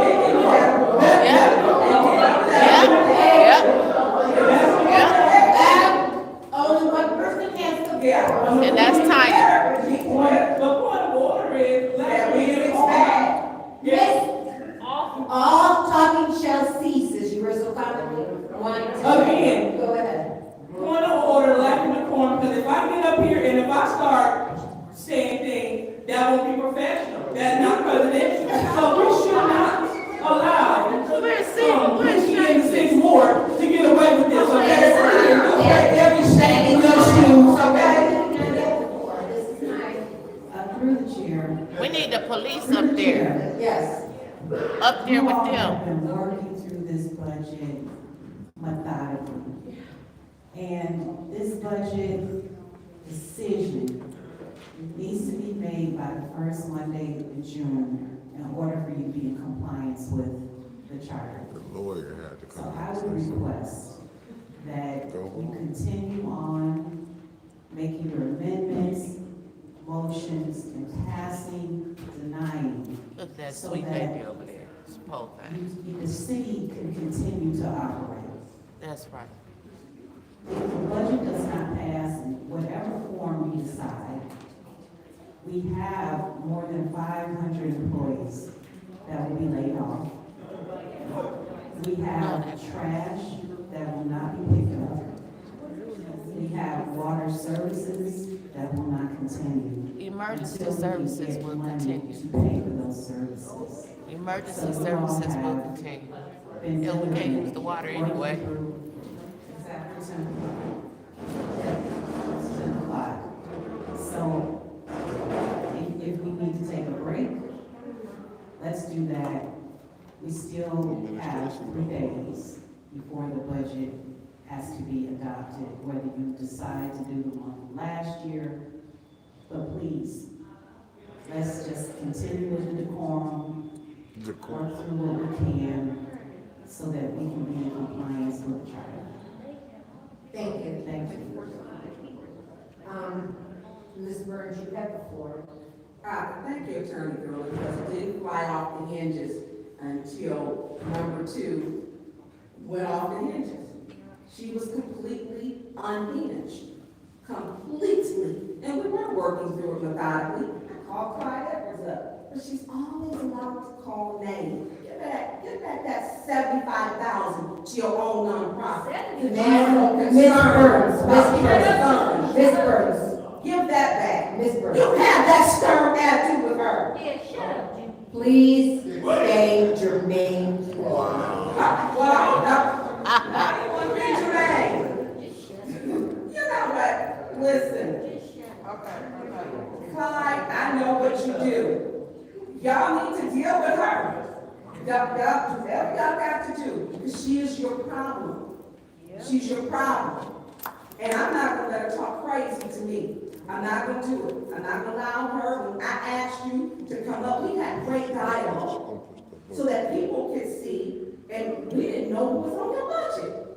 What was added to your budget. But then you have an unhinged person with an unhinged wig, and this is the mess we get in.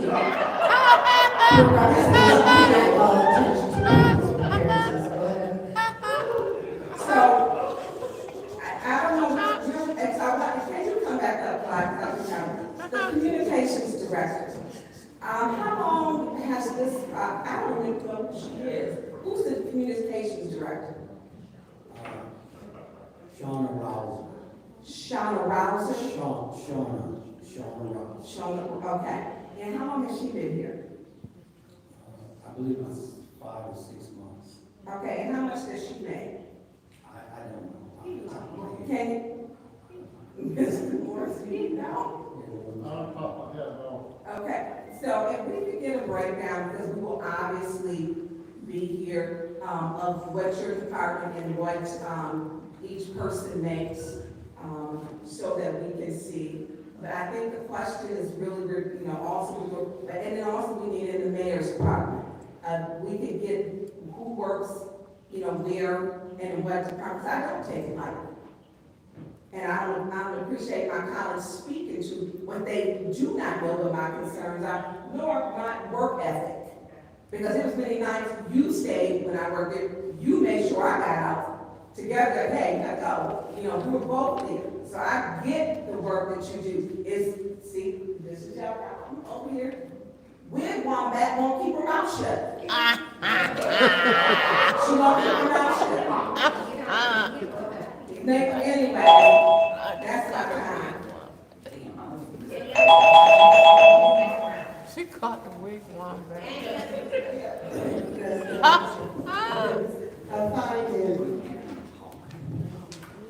quite interesting that today the councilwoman in the fourth ward talks about not cutting the mayor's budget, whereas back in fiscal year of 2022, she wanted to slash the mayor's budget.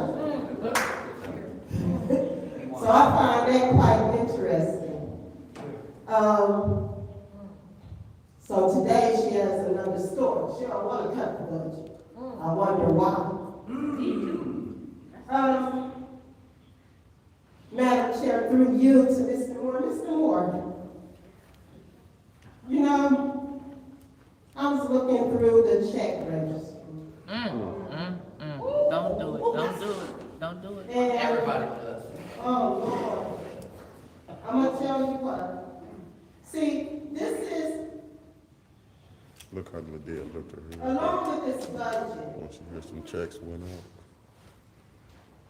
Liddell, we have to be transparent. Now, I'm wondering why it took us so long to get this. Look But at Judy. there's some things on this registry that I don't understand.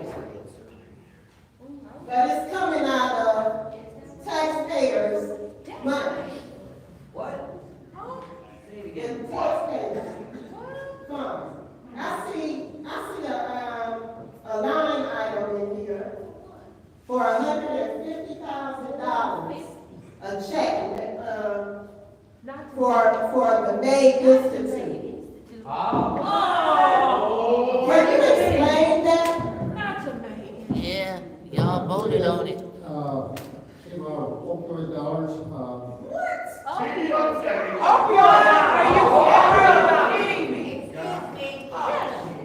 So, I was requested earlier, today by, Mr. Pfeiffer to look into that. I haven't had a chance to, look into the details. okay, but we, the council, we didn't approve that. Yes, How? yes. For the May Institute? Yep, Made out to the May Institute. yep, Can we find the resolution? I got it. But see, this is the, no, stop my time. Tune in to the bunk tomorrow. I got it. Yep, Approved, they approved voted it. on for the Main Institute was prior to, even Eric's death. Yep, Go ahead. tune But in. see, this is the kind of shadiness I'm talking about. Okay? And I'm gonna say another thing. With the Life Department being under the mayor's department, I feel like that's another way of sliding money. Any other discussion in the second round? Do anyone who has, people who have spoken to myself and Ms. Shaq? Shaq, do you want to take your time? Mushak, absolutely. You know that one. So, just to kind of stay in the same vein as Attorney Gurley, because I thought maybe we all understood. We're supposed to be talking about the administrator's office and if there are any possible cuts.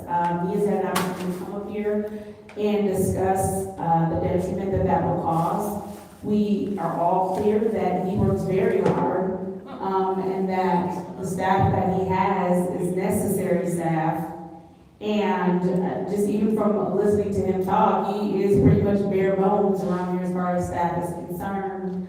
Having worked in the mayor's office myself and understanding the importance of having a communications director, especially for a city and a city that continues to be in crisis, that is also a very necessary position.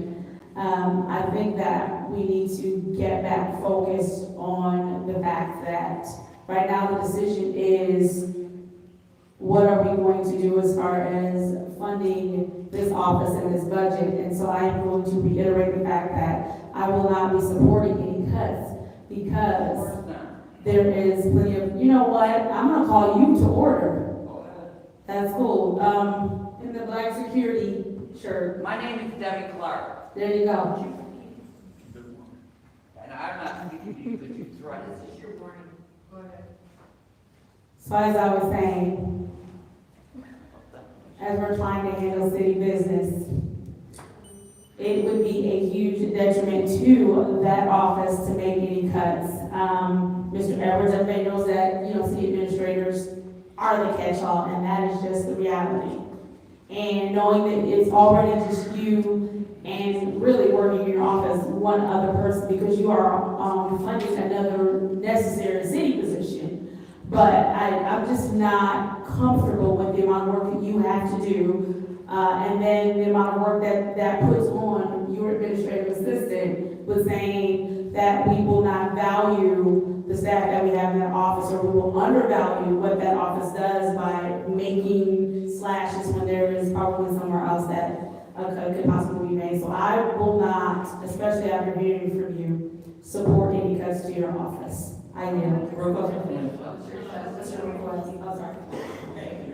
So are you aware that the resolution pertaining to the mayor's too that they were talking about, that it was passed in November of 23 before Mr. Elamine was on the council?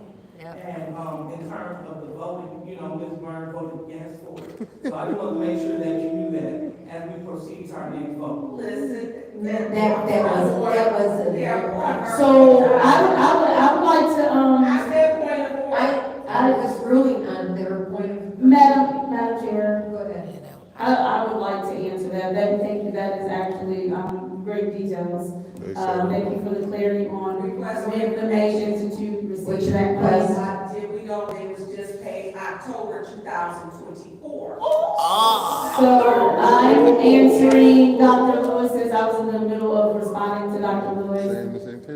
So, thank you again for highlighting that, because regardless of when it was paid, it was voted on before he was on council. So I do think we need to be fair, since we're speaking on it, we need to be fair and talk about when it was done, because I just don't want there to be any insinuations about him and money because he's been working in the community for quite some time now, well over a decade, to build and help people as they're coming home. And so we want to make sure that we honor that work and not make it seem like something shady.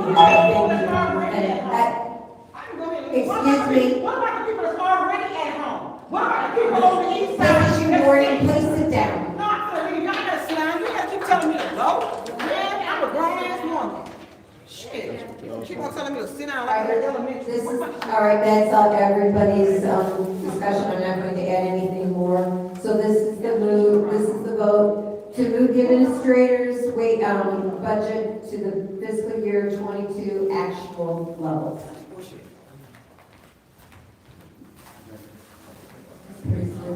No.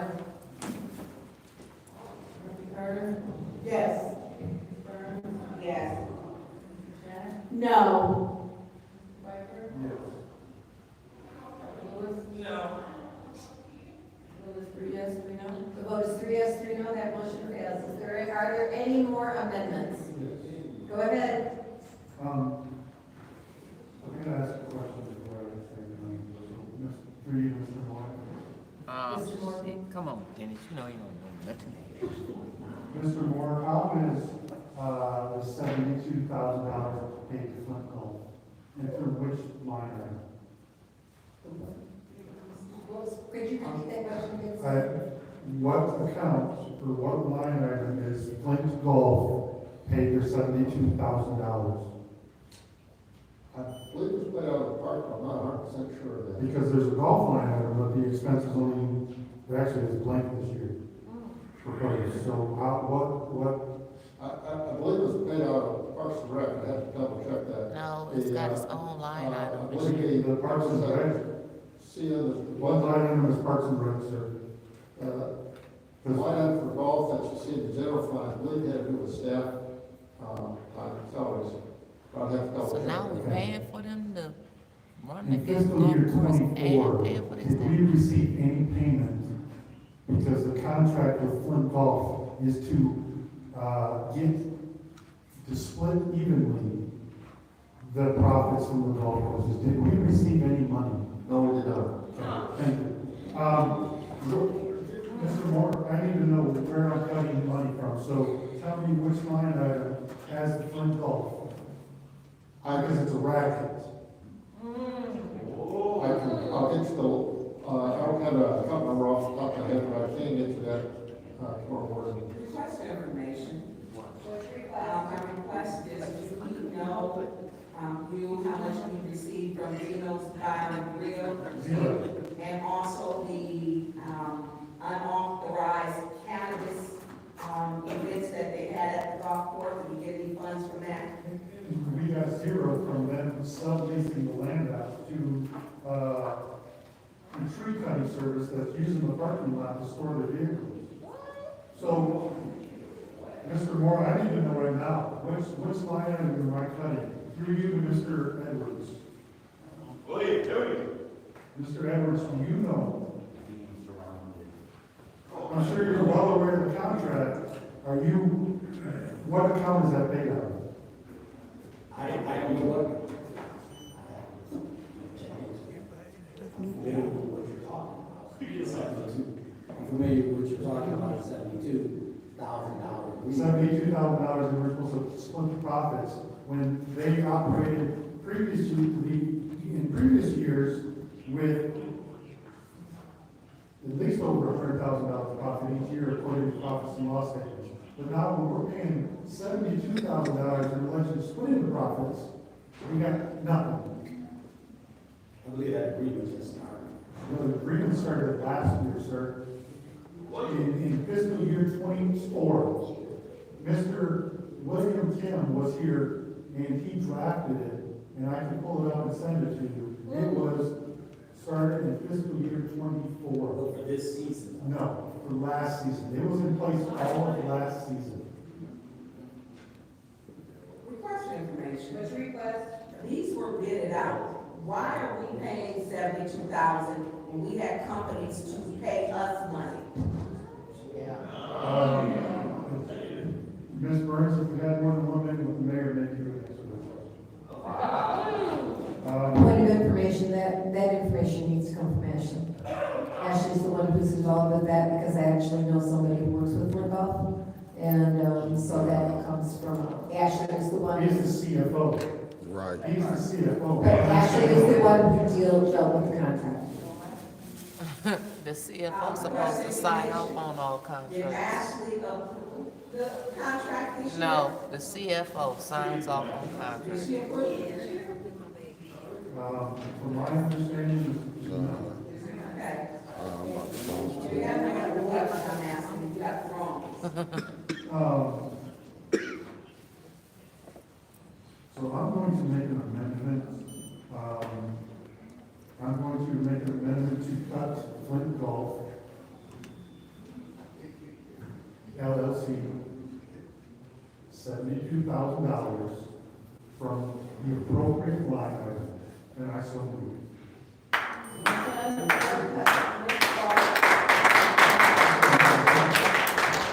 For the appropriate line item for $72,000. I'll support that motion. Motion was made by Councilman Hayford, supported by Councilwoman I'm gonna sit up here and do this. Through the chair. Yes. The latest contract, was one of the first ones that came, to the law department when I came in January. January. Under the contract, the $72,000 is only to be used for capital improvements over at the golf course. So it's not a payment directly to the manager or that management company. It is only for capital improvements, and there were certain types of capital improvements that could be made that money could be used for. So if we don't make those capital improvements, that $72,000 would not be used. So where's the operating contract? And they're paying us now? There is a provision where they are to split, in some respects, some of their profits. So the previous contract was $72,000 that we're paying them, and we're splitting the profits, and we got nothing. That was the previous contract. Okay. So if you can get us a previous, or the contract of the one for upcoming, because we just made a payment to them in February. I believe February 28th of this year, we paid them $72,000. I do recall that, and that was based on that previous contract that you were referring to, where the city made payment to that vendor, and now it has changed. Okay. Well, I'm still cutting because they, from my perspective, they voided the contract by not sharing any profits, and don't tell me that there's not profits. Being a full bar and profits every other year. So they can do without the $72,000 this year, then, because obviously, we weren't brought up to speed. And how is a contract, an operating contract, not being brought to the city council? That is amazing. So, my motion still stands.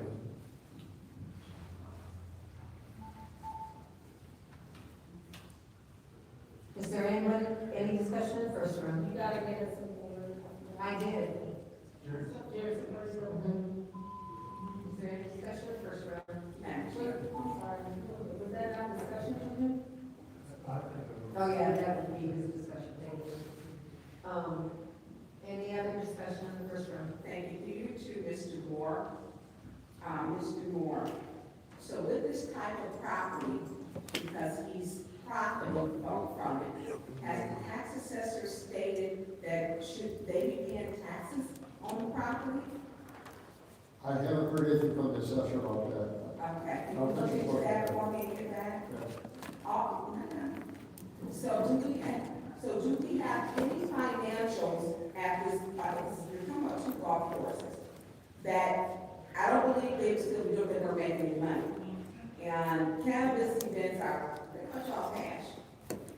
So do we know from the events that have been held at the golf course if they have made any profit? It's every event that's been talking, first in Sports Street, have they profited from any of the events? We have annual statements. I don't think we have it by event. Okay, have you seen any of their financials, or has any of our staff, as she stated, Ashley deals with them, has anyone seen their financials before making this decision? Yes. Okay, I want to see it, and I'm going to tell you why. There are bidders who are higher, considerably higher, who we keep giving it to this vendor, and it's just below that $75,000 threshold where it doesn't come to council. And these bidders were higher. They were actually paying the city money, but whether it's capital improvements, like this girl has said, they're gonna do capital improvements. So this is Wyntis purchasing, I think, the past 3 years. And this has been, in my opinion, a true backdoor deal. We don't have any of their financials. There's no way, and I'll tell you, I know one vendor with the cannabis made $20,000. That was just one vendor. And so this is a publicly owned property where they're making a profit, and nobody in the city has asked them how how much Dino's Bar and Grill is making. No one is asking in the city, what are they getting from the events that are held there? No one's asking them, we need to see your financials. No one's down. And here, they fall below that threshold, other bidders are higher, and this company just, what's your request? Are you aware that other bidders want to pay us instead of us paying them? Absolutely. Yes, the other bidders, which were higher. And we don't take any of those bidders. Daddy's Golf was one. God, the AI something, they bid. And it's more than one. Well, it's about 4. And each Hey year family, we y'all take have to go to the city chapel. I gotta get out of here. I'll be here tomorrow. I'll see y'all in the morning. We don't ask them if they're making a profit. They haven't paid the